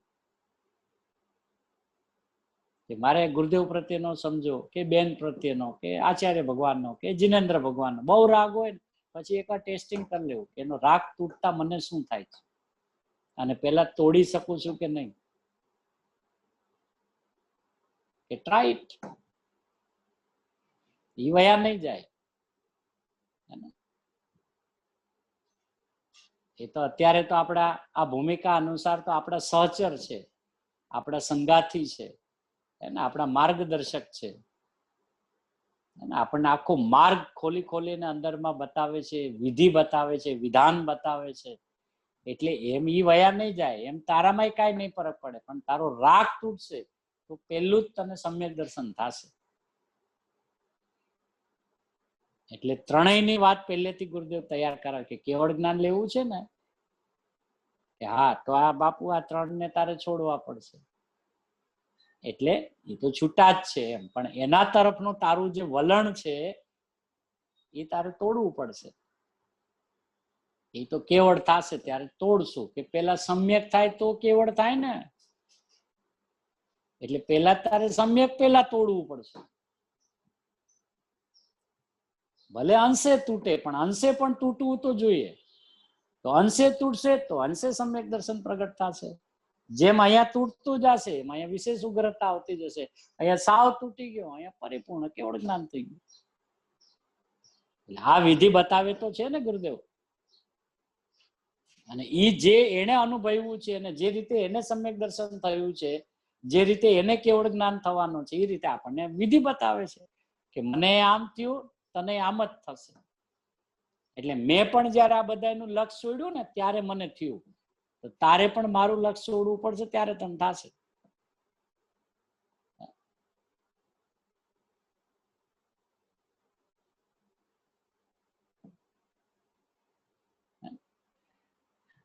જો શ્રોતા ખડભડાટ, શ્રોતાને એમ થાય ને સાહેબ હું પણ આ માંડી છે દેવશાસ્ત્ર ગુરુને પણ તમે હાવ પછી કાઢી નાખો તો હવે અમારો આશ્રય તો કઈ રહ્યો જ નહીં ને. અમે તો હાવ નિસહાય થઈ ગયા, અસહાય થઈ ગયા, હવે અમારે કોઈ નહીં. ગુરુદેવ કે એ બધા છે જગતમાં, એ ક્યાં વયા ગયા છે? શ્રોતા હવે શું પૂછે, એ ભલે પણ એ જાણતો નથી તો એને બતાવનાર તો જોઈએ ને સાહેબ. તમે કહો છો એ વાત સાચી છે એમ, એ તો ભલે સાહેબ, પણ એ જાણતો નથી તો એને બતાવનાર તો જોઈએ ને. હવે જો ગુરુદેવનો જવાબ કે બતાવનાર જોઈએ પણ જાણનારો જાણે ત્યારે બતાવનારે જોયું, બતાવનારે બતાવ્યું એમ કેવાય ને. હવે આ ગુરુદેવનો જવાબ છે કે બતાવનાર જોઈએ એ તારી વાત સાચી છે, પણ બતાવનારે બતાવ્યું ત્યારે ઓલાએ જોયું તો બતાવનારે બતાવ્યું એમ કહીશ ને. બતાવનાર બતાવ્યા જ કરે, જોનારો જોવે જ નહીં તો બતાવનારા શું કરે? એટલે બતાવનાર જોઈએ પણ જાણનારો જાણે ત્યારે બતાવનારે જોયું, બતાવનારે બતાવ્યું એમ કેવાય ને. આ નડિયા સોનાના થયા લ્યો એમ સવારમાં નથી કહેતા, સૂરજ ઉગી ગયો હોય ને અને ઓલો ઉઠે નહીં, ઓલા નડિયા ધોળા થઈ ગયા હોય ને સૂરજ ઉગ્યો હોય તો. એટલે એમ કે પહેલાના જમાનામાં ઉઠાડવાની આ રીત હતી એમ. ઓલો ધાબડો બાબડો ગોદડું નાખીને સૂતો હોય, દરવાજો બંધ હોય ચારે બાજુ, બારી દરવાજા, અને એમાં પાછું શું કહેવાય ગોદડું ઓઢીને સૂતો હોય અને ત્યારે વડીલો એમ ઉઠાડતા, એ હવે ઉઠ, આ નડિયા હોનાના થયા. એટલે ઓલો સૂરજનો પ્રકાશ પડે ને એટલે ઓલા પીડા દેખાય એટલે ઈ શૈલીમાં એમ કહેતા હવે આ નડિયા છે ને સોનાના થઈ ગયા, ઉઠ હવે એમ. પછી ઓલો કે જો હવે આમાં ગુરુદેવના મોઢેથી જોઈએ કેવું સરસ રીતે ગુરુદેવ બધી વાત કરે કે આ નડિયા સોનાના ત્યાં લ્યો, એમ સવારમાં નથી કેતા સૂરજ ઉગી ગયો હોય ને ઓલો ઉઠે નહીં, ઓલા નડિયા ધોળા થઈ ગયા હોય ને સૂરજ ઉગ્યો તો, એટલે ગુરુદેવ કે હા ઈ તડકો થયો હોય. હા ઈ તડકો થયો તો જો સોનાના નડિયા, જો નડિયા સોનાના થયા. પછી ગુરુદેવ કે પણ કોને, કોને? તે જુએ એને કે ન જુએ એને? હવે જે ઉઠાડે છે ને એ તો જોઈને કે છે, હવે જેને ઉઠાડે છે એ જોવે તો એને ખબર પડે ને કે નડિયા સોનાના ત્યાં છે. એટલે ગુરુદેવ કે કોને? કે તે જુએ એને કે ન જુએ એને? ઓલા એ તો કહ્યું કે એ ભાઈ સોનાના નડિયા ત્યાં, હવે તો ઉઠ, ક્યાં સુધી સુઈ રહીશ? એટલે શું કે નડિયા ઉજળા થયા સૂર્યના પ્રકાશથી, પણ સૂર્યના પ્રકાશથી. પણ જોનારને ખબર પડે કે આંખું વીંચીને સુતેલાને ખબર પડે? ઓરડો એક હોય, બારણું એક હોય, અહીં 3 ગોદડા ઓઢા હોય, આંખોમાં છીપડા વળ્યા હોય, હવે એને સી રીતે જોવું? ઓલા તો જાગીને જગાડે છે અને જાગીને કે છે બાપુ ઉઠ હવે સોનાના નડિયા ત્યાં, સૂરજ ઉગી ગયો, ક્યાં સુધી હુઈ રહી? એ તો જોઈને બધું કે છે. હવે જેને ઉઠાડે છે ને એની સ્થિતિ શું છે? ઓરડો એક હોય, બારણું એક હોય, 3 ગોદડા ઓઢા હોય, નાકમાં ચીપડા હોય, હવે એને સી રીતે દેખાય? પછી બોલે કે આ બધા દાખલા શાસ્ત્રમાં છે, ઓ એક એક દાખલા, એ કોઈ ઘરના નથી કેતો એમ.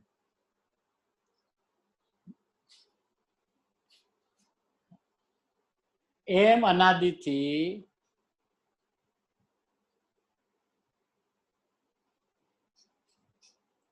મિથ્યા દર્શન જ્ઞાન એટલે કે અજ્ઞાનને, એટલે કે ભ્રમણાના એને ચીપડા તો પડ્યા છે અંદર, આંખું તો બંધ છે અને ઓરડો એક જ છે. હવે બારણું ખુલ્લું કરવાને જવાને એની સામું તો જોતો નથી, તો નડિયા ધોળા ક્યાંથી દેખાય એને? એમ આ ભગવાન આત્મા અજ્ઞાન ને રાગ દ્વેષમાં ઊંઘે છે. એને એમ કહે કે આ ચૈતન્ય પ્રકાશનું પૂર અંદર પડ્યું છે ને, પણ બતાવનારે બતાવ્યું, પણ જોનારે જોયા વિના એને આસ્થા ક્યાંથી બેસે? એને શ્રદ્ધા કેવી રીતે બેસે? એ પોતે જોવે તો એને શ્રદ્ધા બેસે કે હા મને જેમ કીધું જેને એની વાત સાચી છે કે નડિયા સોનાના થયા. પણ આખું ખોલે, ચીપડા કાઢે, ગોદડા ઉઘાડે, દરવાજો ખોલે તો ને. નહીં તો ઓલો રૂમમાં હોતો એટલે 12થી બૂમા બૂમ કરતા, એ ઉઠ, એ ઉઠ, નડિયા સોનાના થયા. એમ આ ગુરુ, આ જીનવાણી એમ, અને આપણા વિતરાગી દેવ એ તો કીધા જ કરે છે. જીનવાણી પણ આ જ વાત કરે, જીનેન્દ્ર ભગવાન પણ આ જ વાત કરે, આચાર્ય ભગવાન તો આ જ વાત કરે, ગુરુદેવ પણ આ જ વાત કરે. ભાઈ તું તો કેવો છે કે ચૈતન્ય પ્રકાશનો પૂર છે, જ્ઞાન આનંદથી ભરેલો ભગવાન છે, પણ જોવે ને ગુરુદેવ કે એ ગુણનો તેજ છે, ચૈતન્યના પૂરનું તેજ છે, ચૈતન્ય તેજ છે પ્રભુ. તો આ સૂર્યના પ્રકાશના તેજને પોતાના તેજની ખબર નથી, સૂર્યના પ્રકાશની ખબર તો આ આત્માના પ્રકાશને ખબર છે. ચૈતન્ય પ્રકાશ જાણે છે કે આ જળ પ્રકાશ છે, હું ચૈતન્ય પ્રકાશ છું, પણ એનું એને મહાત્મય આવ્યું નથી ને. આત્મા એટલે શું ને કેવડો ને કેમ, અને એની દશા પૂરણ પ્રગટ થાય તે કેવડી કેવડી હોય કોઈ દી સાંભળ્યું નથી. હવે સાંભળવું હોય તો બેઠું નથી, નવરો નથી. 22 કલાક 23 કલાક તો બાયડી છોકરા ધંધો ને પાપમાં પડ્યો. કલાક 2 કલાક મળે તો તેને કુગુરુ મળી જાય એવા રસ્તે ચડાવી દે બીજે છે. ત્યાં જાય નહીં ને નથી ત્યાં ગોઠવી દે એને. એ પુણ્ય કરો ને દાન કરો ને વ્રત કરો ને ભક્તિ કરો જેમાં નથી આત્મા અને એમાંથી આ પ્રગટે એવો નથી, એમાં ચડાવી દીધા એને.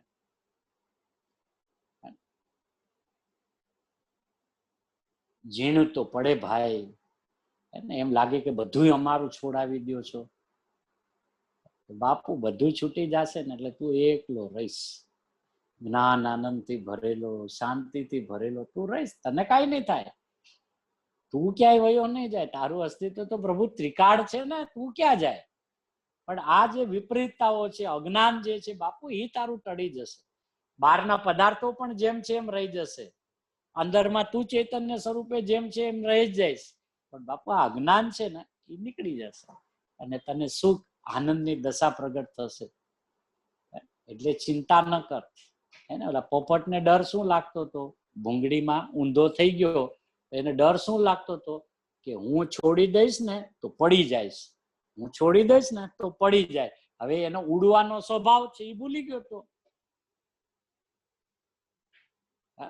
હવે એ ખાલી ઊંધો પડ્યો પોપટ રિંગમાંથી અને એને પોતાને વિસરી ગયો કે મારો તો ઉડવાનો સ્વભાવ છે, પણ છૂટે જ નહીં.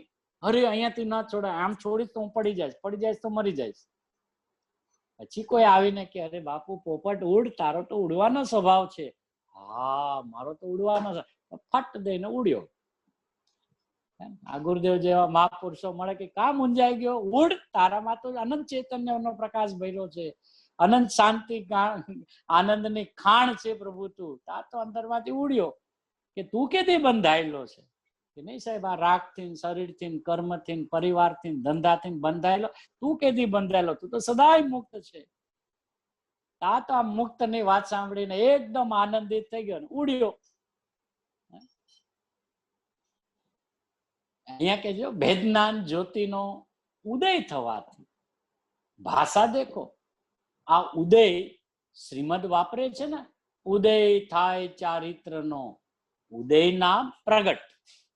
અસ્થિ છે, વસ્તુ છે આત્મા, તો એની શક્તિ પણ કંઈક સ્વભાવ છે કે નહીં?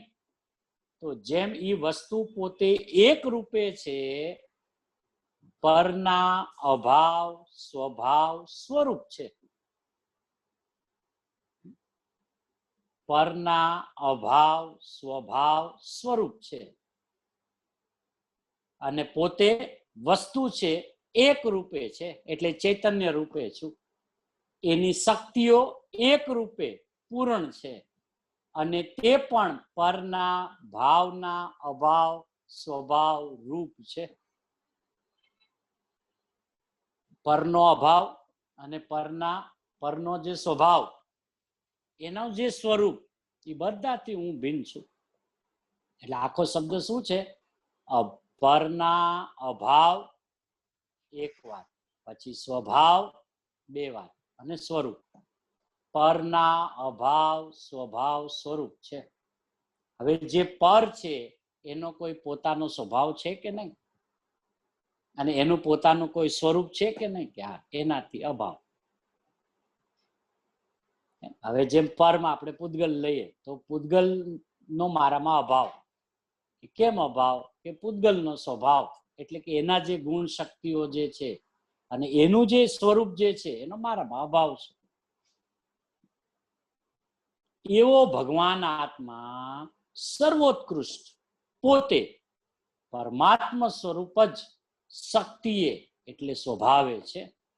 એમાં એકાગ્ર થવાથી અને રાગની ક્રિયા ને શરીરની ક્રિયા ને બહારની ક્રિયાથી ભેદ પાડીને, જુદો પાડીને કેવળ જ્ઞાન ઉત્પન્ન કરનારી ભેદ જ્ઞાન જ્યોતિનો ઉદય થાય છે.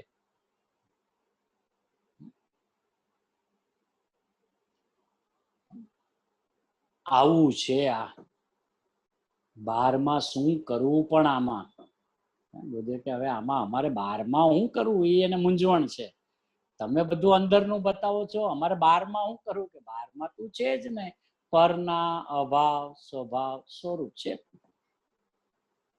હવે તને અંદરમાં બે જ વસ્તુ છે, કા તને તારું સ્વરૂપ લક્ષમાં આવે તો વિતરાગ ભાવે પરિણમે છે, ને લક્ષમાં ન આવે તો વિકલ્પ ભાવે પરિણમે છે. બસ આનાથી બહાર કાંઈ આપણું કાર્ય નથી. બહારનું કાંઈ કરીશ તો પણ અંદરનું મળે એવું નથી. લે સાંભળ, બહુ શાસ્ત્ર વાંચી લો તો આત્માની અનુભૂતિ થાય કે નહીં? કે ન થાય? બહુ દેવના દર્શન કરવા જાવ તો થાય કે નહીં? કે ન થાય? કે બહુ ગુરુવાણી સાંભળું તો થાય કે નહીં? કે ન થાય?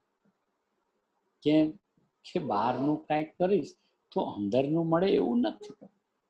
એટલે સાંભળ,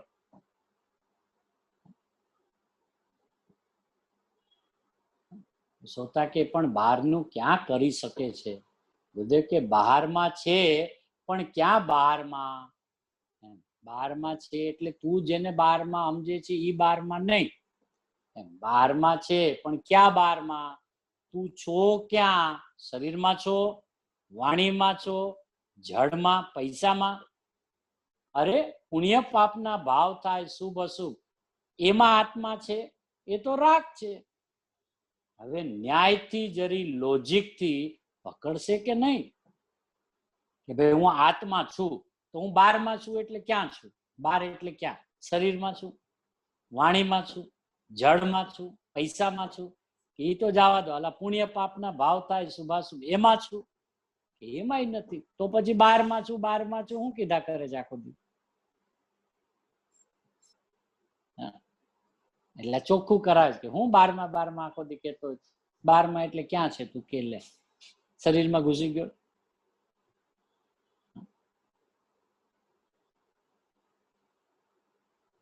પછી શું કે ન્યાયથી જરી લોજિકથી પકડશે કે નહીં? હે કે એમને એમ આંધળે આંધળું, અરે રે રે રે, આંખું વીચીને ક્યાંય ચાલ્યો જશે, દેહની સ્થિતિ પૂરી થઈ જશે, થઈ રહ્યું. આત્મા તો અવિનાશી છે, તે આત્મા ભેગો નાશ થાય એવો નથી. શરીર તો નાશ થઈ જશે અહીં, અને ભગવાન તો એમ ને એમ અનાદિ અનંત. અને અજ્ઞાની આ મારા માનીને અજ્ઞાનપણું સેવીને એ ચાલ્યો જશે રખડવા 84. ત્યાં કોઈ ધર્મશાળા નથી, પાંજરાપોળ ત્યાં ક્યાંય નથી, ત્યાં માસીબા બેઠા નથી કે આવો ભાઈ, કે બાપુ આ અજ્ઞાનમાં બીજા બધાને મારા કરીને મરી જાય છે ને તો રખડીશ 84. હવે ત્યાં કઈ ધર્મશાળા નથી, ક્યાંય પાંજરાપોળ નથી, અને ત્યાં ક્યાંય માસીબા બેઠા નથી કે આવો ભાઈ એમ કે છે તને. જેમાં તું છો, તારો સ્વભાવ છે, અને તે સ્વભાવથી સ્વભાવવાન ખાલી હોય નહીં પ્રભુ, એ સ્વભાવ પૂર્ણ છે.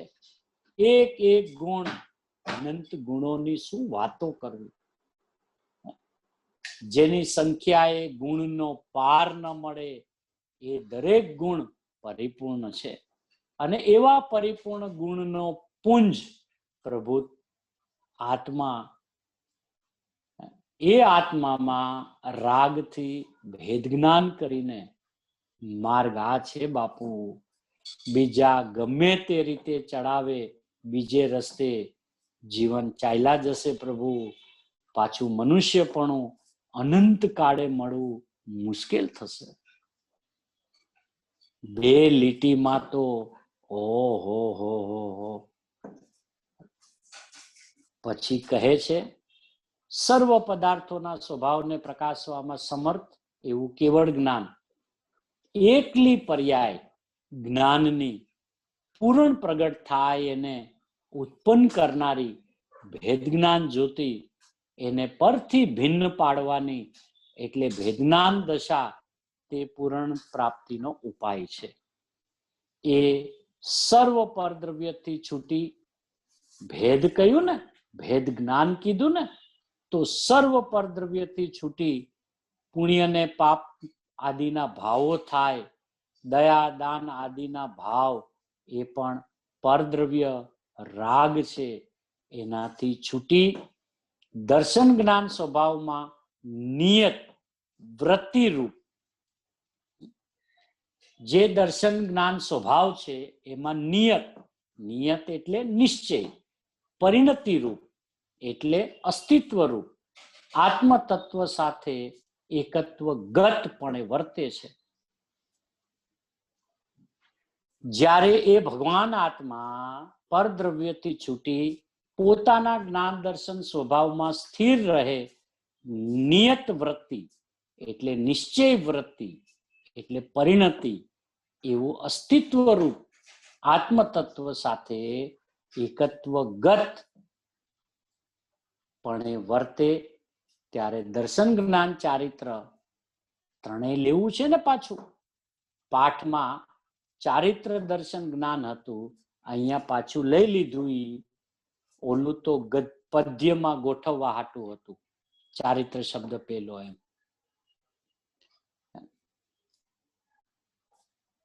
સર્વ પરદ્રવ્યોથી છૂટી એમાં ક્યું બાકી રહ્યું? ગુરુદેવ કે સર્વ પરદ્રવ્યોથી છૂટી એમાં ક્યું બાકી રહ્યું? તો એમાં પરમાત્મા, એમાં દેવ, એમાં ગુરુ, એમાં શાસ્ત્ર, એનાથી છૂટી. તો આવ્યું કે નહીં? સર્વ પરદ્રવ્યોથી છૂટી. તો આ બધા પરદ્રવ્યમાં આવ્યા કે નહીં? કેવડી, ગુરુ એ પરદ્રવ્ય. એના બાપે પ્રશ્ન કર્યો હતો 10મી સાલમાં, એને 24 વર્ષ ત્યાં બોટાદમાં મ્યુનિસિપાલિટીના મકાનમાં વ્યાખ્યાન ચાલતું હતું. 10મી સાલ આ પ્રશ્ન એના બાપે કર્યો. એટલે શિવલાલભાઈ ની વાત કરે ને કે દેવ ગુરુ શાસ્ત્ર ઈ પર, એમ ગુરુદેવ જયારે એમ કીધું તો ઓલા હલબલી ગયા કે દેવ શાસ્ત્ર ગુરુ ઈ પર. ગુરુદેવ કે શુદ્ધ છે ઈ પર. એટલે ઓલા હજી પ્રશ્ન પૂછે છે કે શુદ્ધ છે ઈ પર. હવે ગુરુદેવ કે લાખ વાર પર. એ સાહેબ સમજીને કયો શુદ્ધ છે. હા પણ શુદ્ધ છે તો એમાં ને, અને એને ને, એની શુદ્ધતા એને ને, અને એની શુદ્ધતા એમાં ને. કે હા તો લાખ વાર પર છે.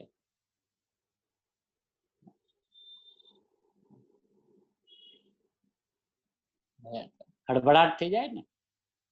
આ હું કહું છું દેવશાસ્ત્ર ગુરુ પર પર પર. પણ કે સાહેબ ઈ તો શું જ છે કે ખબર છે કે પર, કે પર એટલે કે લાખ વાર પર. લે તો એને પર કહીને એના પ્રત્યે દ્વેષ નથી કરાવવો, એને જીવનો રાગ તોડાવવો છે. પર કીધું લાખ વાર પર, તો પછી શું આપણે એને છોડી દેવાના? કે છોડે કોણ, છૂટો જ છે. પણ એના પ્રત્યે તને જે રાગ છે એ રાગ તોડવા માટે પર કે છે, અને લાખ વાર પર લે. કેમ કે એનામાં જે એના ગુણો છે એની પાસે છે, ને મારામાં જે મારા ગુણો છે એ મારી પાસે છે. એની શુદ્ધતા એની પાસે છે, ને મારી શુદ્ધતા મારી પાસે છે. એટલે મારા માટે એ પરદ્રવ્ય છે, એના માટે હું પરદ્રવ્ય છું.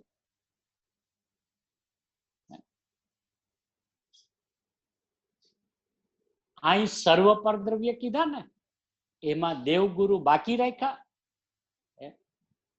બધાને કહી લીધું સર્વ પરદ્રવ્યોથી છૂટી દર્શન જ્ઞાન સ્વભાવ પોતાનો, એમાં જ્ઞાન દર્શન ચારિત્ર છે ને, નિયત વૃત્તિ રૂપ એવું અસ્તિત્વ રૂપ આત્મતત્વ સાથે એકત્વગત પણ વર્તે, ત્યારે તેને દર્શન જ્ઞાન ચારિત્રમાં સ્થિત હોવાથી અંતર સ્વરૂપમાં શ્રદ્ધામાં વર્તે, જ્ઞાનમાં વર્તે ને સ્થિરતામાં વર્તે, ત્યારે એ આત્મા દર્શન જ્ઞાન ચારિત્રમાં આવ્યો.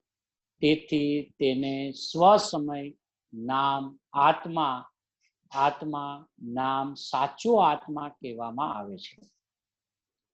સ્વસમય એને કહીએ, એને આત્મા કહીએ.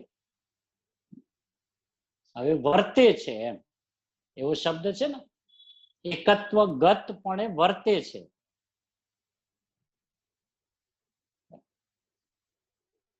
એટલે વર્તવું કેવી રીતે થાય છે કે એકત્વપણે, ગત એટલે પરિણમન, ઈ પણ જે વર્તે છે કે આ હું ચૈતન્ય છું, હા હું ભગવાન છું, હા હું જ્ઞાન આનંદથી ભરેલો છું, એમ એકત્વ પૂર્વક એટલે સ્વસંવેદન પૂર્વક. એનો અર્થ એમ થયો ને એકત્વ ગત. હવે એકત્વનો અર્થ સ્વસંવેદન છે. ઈ પણ જે પરિણમ્યું છે એટલે એનું પરિણમન, ગત એટલે પરિણમન, પરિણમન જ એકત્વ ભાવે થયું છે, સ્વસંવેદન રૂપ થયું છે, અને એમાં ઈ વર્તે છે, એમાં રહેલો છે. એને આત્મા કહીએ, એને સ્વસમય કહીએ, એને સાચો આત્મા કહેવામાં આવે છે. તો છે એમ એટલે શું, દ્રવ્ય તરીકે આપણી હયાતી આત્મભાવે છે એ તો છે, પણ આ તો પરિણતિમાં એટલે કે પરિણમનમાં, શ્રદ્ધા જ્ઞાન ચારિત્રમાં આવે ત્યારે એને છે એવો આત્મા સ્વસમય કહીએ એમ કે છે. શું કહ્યું કે છે તો છે. કોઈ એમ કે આપણે આત્મા તો છીએ ને, પછી ન અનુભવ કરીએ તો શું ફરક પડે છે, તો આપણે આત્મા તો રહેવાના જ છીએ ને. બાપુ ઈ છે એ તો છે, પણ તને આનંદ અને સુખથી તું વંચિત રહી જાય જો પ્રગટ અવસ્થામાં એનું સ્વસંવેદન નહીં કરે તો. નહીતર આત્મા છે એ તો છે જ, એ તો અનાદિનો છે, અનંતકાળ રહેવાનો છે. પણ તારી જે આ દુઃખની દશા જે છે ને, અને તારે જે આ સુખની દશા પ્રગટ કરવી છે, આનંદ માણવો છે, એ નહીં મણાય જો એકત્વ ગત પણ તું નહીં વર્તું તો. નહીં તો છે એ તો છે, વસ્તુ તો છે, અનંત આત્માઓ પડ્યા છે અંદર. હવે અનંત આત્માઓ અંદર પડ્યા છે, ઈ કયા આત્માઓ હોય છે? અંદર તો એક જ આત્મા છે. કે મારામાં જે અનંતા ગુણો છે ને એ બધા આત્મા છે, અને એમાંથી જે પર્યાયો પ્રગટ થાય છે ને એ બધી આત્મા છે. એટલે અનંત આત્માઓ પડ્યા છે અંદર.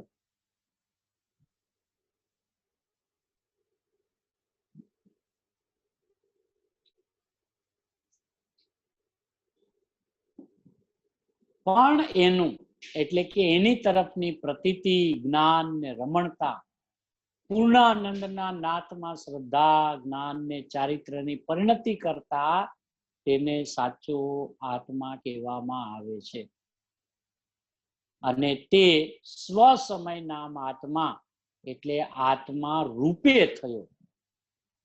એનો અર્થ શું? અત્યાર સુધી પર્યાય રૂપે હતો, હવે પર્યાય એમ કે છે કે હું આત્મા છું એટલે આત્મા રૂપે થયો એમ એને કહેવામાં આવે છે, અને તેને ધર્મી કહેવામાં આવે છે. એક આપણા ત્રિકાળ સ્વભાવને ધર્મી કહેવાય, અને હવે ઓલી પર્યાય જયારે એકત્વ ગત રૂપે પરિણમે છે એટલે કે હું સ્વયં જ્ઞાન આનંદથી ભરેલો ભગવાન છું, અનંત શક્તિએ વિદ્યમાન છું, એમ જયારે એકત્વ ગત પડે પરિણમી ત્યારે એનું નામ સ્વસમય કહેવામાં આવે છે, એને સાચો આત્મા કહેવામાં આવે છે. હવે એને ધર્મી કહે છે, એટલે એક ત્રિકાળ ધર્મી અને એક વર્તમાન ધર્મી, એટલે એક રૂપપણું થઈ ગયું બંનેનું. દ્રવ્ય ધર્મી, પર્યાય પણ ધર્મી.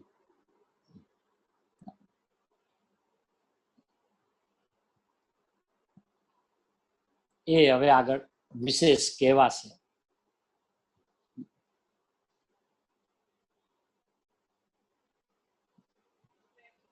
બહુ સરસ કીધું કે જાણનારો જાણશે તો જ બતાવનારે બતાવ્યું કહે. હા, નહીં તો બતાવનારા તો રોજ બતાવ્યા કરે. ગુરુદેવ તો 45 વર્ષ સુધી આપણા સ્વભાવની વાતની રેલમછેલ કરી. હવે એને જે બતાવ્યું એવું જેને જાણ્યું ત્યારે એને ઉપકાર વધારે આવે કે ઓહો, મને જે બતાવ્યું ને એનો અનંત ઉપકાર છે. કારણ કે એને જેવું બતાવ્યું ને એવું મેં અંદરમાં જાણ્યું, ફીલ કર્યું, અનુભવ કર્યો, અને અનુભવ કરીને મને એમ ખ્યાલ આવ્યો કે આ ગુરુદેવ જે કે છે ને એવો જ હું છું. આ જિનેન્દ્ર ભગવાન જેવો મને જોવે છે ને એવો જ હું છું. આ શાસ્ત્રમાં જેવું મારું વર્ણન આવે છે ને એવો જ હું છું. તો એને દેવ શાસ્ત્ર ગુરુ પ્રત્યેનો અહોભાવ આવે. એટલે અહોભાવ આવે ને એ એક વસ્તુ છે, અને રાગ હુઓ એ બીજી વસ્તુ છે. સમજણ વગરમાં રાગ હોય અને સ્વાનુભૂતિ પછી અહોભાવ હોય. સરસ ભાઈ.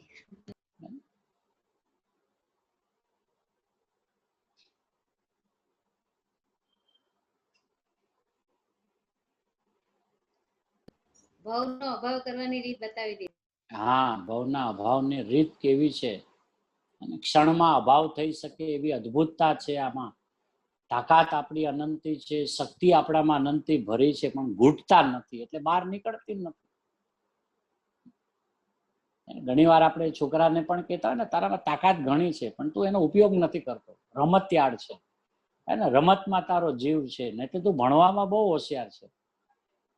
એટલે એની શક્તિ જેને માપી લીધી, ખ્યાલ આવી ગયો, પછી આમ એને શું કે ઘડીએ ઘડીએ વાળે ને, એમાં જાને એમાં જાને એમાં રહે ને, શું કામ ખોટો દુરુપયોગ કરે છે?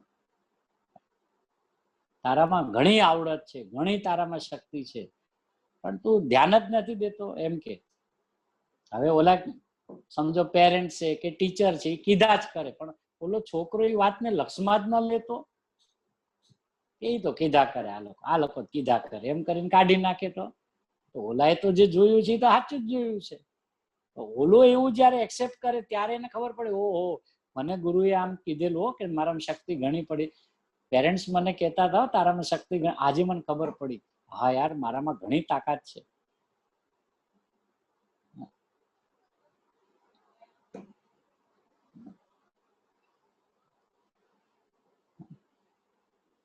આવો આપણો પરિપૂર્ણ વિતરાગ સ્વભાવ, અનંત શક્તિથી ભરેલો સ્વભાવ જિનેન્દ્ર પરમાત્માની ઓમ ધ્વનિમાં નિરંતર આવે છે. ગણધર આદિ આચાર્ય ભગવંતો પોતાના શુદ્ધાત્માની અંદરમાં રમઝટ કરતા એ જે જીનવાણીના રહસ્યને, દિવ્ય ધ્વનિના રહસ્યને આત્મસાત કરે છે, અને આત્મસાત થયેલી અંતરંગની વાતો વાણી રૂપે, સૂત્ર રૂપે જ્યારે શાસ્ત્રોની અંદરમાં રચે છે, અને એ રચાયેલા શાસ્ત્રોનું રહસ્ય વર્તમાનમાં પૂજ્ય ગુરુદેવ શ્રી જે રીતે ઉદ્ઘાટિત કરે છે, ત્યારે આપણને આપણા સ્વભાવ ઉપર અહોભાવ આવ્યા વગર રહે નહીં, સન્માન બહુમાન આવ્યા વગર રહે નહીં. પ્રભુ આવો હું છું, અનાદિનો આવો હું છું, મેં તો મારી જાતને શું માની રાખ્યો તો, રાગી છું ને પામર છું ને અજ્ઞાની છું ને ફલાણું છું. પ્રભુ આપ તો મને જ્યારે કેવું મળો ત્યારે એક જ વાત કરો, ભાઈ તું તો ભગવાન છે, તું તો વર્તમાનમાં પરિપૂર્ણ છે, તું તો ત્રણેય કાળ પરમાત્મા સ્વરૂપે છો. અને ઈ બહુમાન આવ્યું, ઈ આદર આવ્યો પોતાના સ્વરૂપનો, તો ફાટ દઈને પરિણમી ગયો તો કે શું કહેવાય કે સ્વસમય, કે એટલે સાચો આત્મા, કે અત્યાર સુધી કે ખોટો આત્મા, એટલે નથી એવો જ માયનો ઈ ખોટો આત્મા. એમ રાગવાળો નથી, રાગવાળો માને તો કે ખોટો આત્મા, જ્ઞાન વાળો છે, જ્ઞાન વાળો માણે જાણે અનુભવે તો કે સાચો આત્મા, એને કે સ્વસમય કહીએ.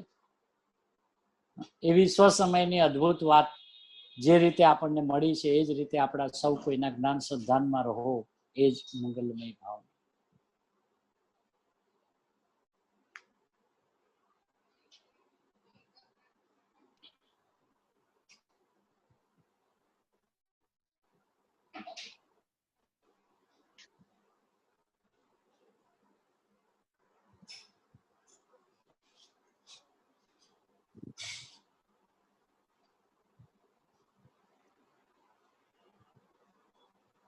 જય લો. હા બોલો. લોકના અગ્રભાગે બિરાજમાન ઋષભદેવ આદિ મહાવીર પર્યંત અનંત ભગવંતોનો જય હો. હાલ મહાવીર દેશ ક્ષેત્રમાં બિરાજમાન સિમંદર આદિ 20 યજમાન હરિયન ભગવંતોનો જય હો. શ્રી સમયસાર પ્રવચનસાર આદિ જીનવાણી મહાત્નો જય હો. આ જીનવાણીના રચિતા કલિકાલ સર્વજ્ઞ શ્રી કુંકુંદાચાર્ય આદિ અનંત આચાર્ય ભગવંતોનો જય આ જીનવાણીના રહસ્ય બતાવનાર અમાત્મ ઉદ્ધારક અનંત અનંત ઉપકારી અનંત તીર્થંકરોથી અધિક ગરજતા નાયક એવા કહાન ગુરુદેવનો ધન્ય અવતાર પ્રસમ મૂર્તિ પૂજ્ય ભગવતી માતનો જય હો. જય સનાતન દિગંબર જૈન ધર્મનો જય જો જય જિનેન્દ્રભાઈ.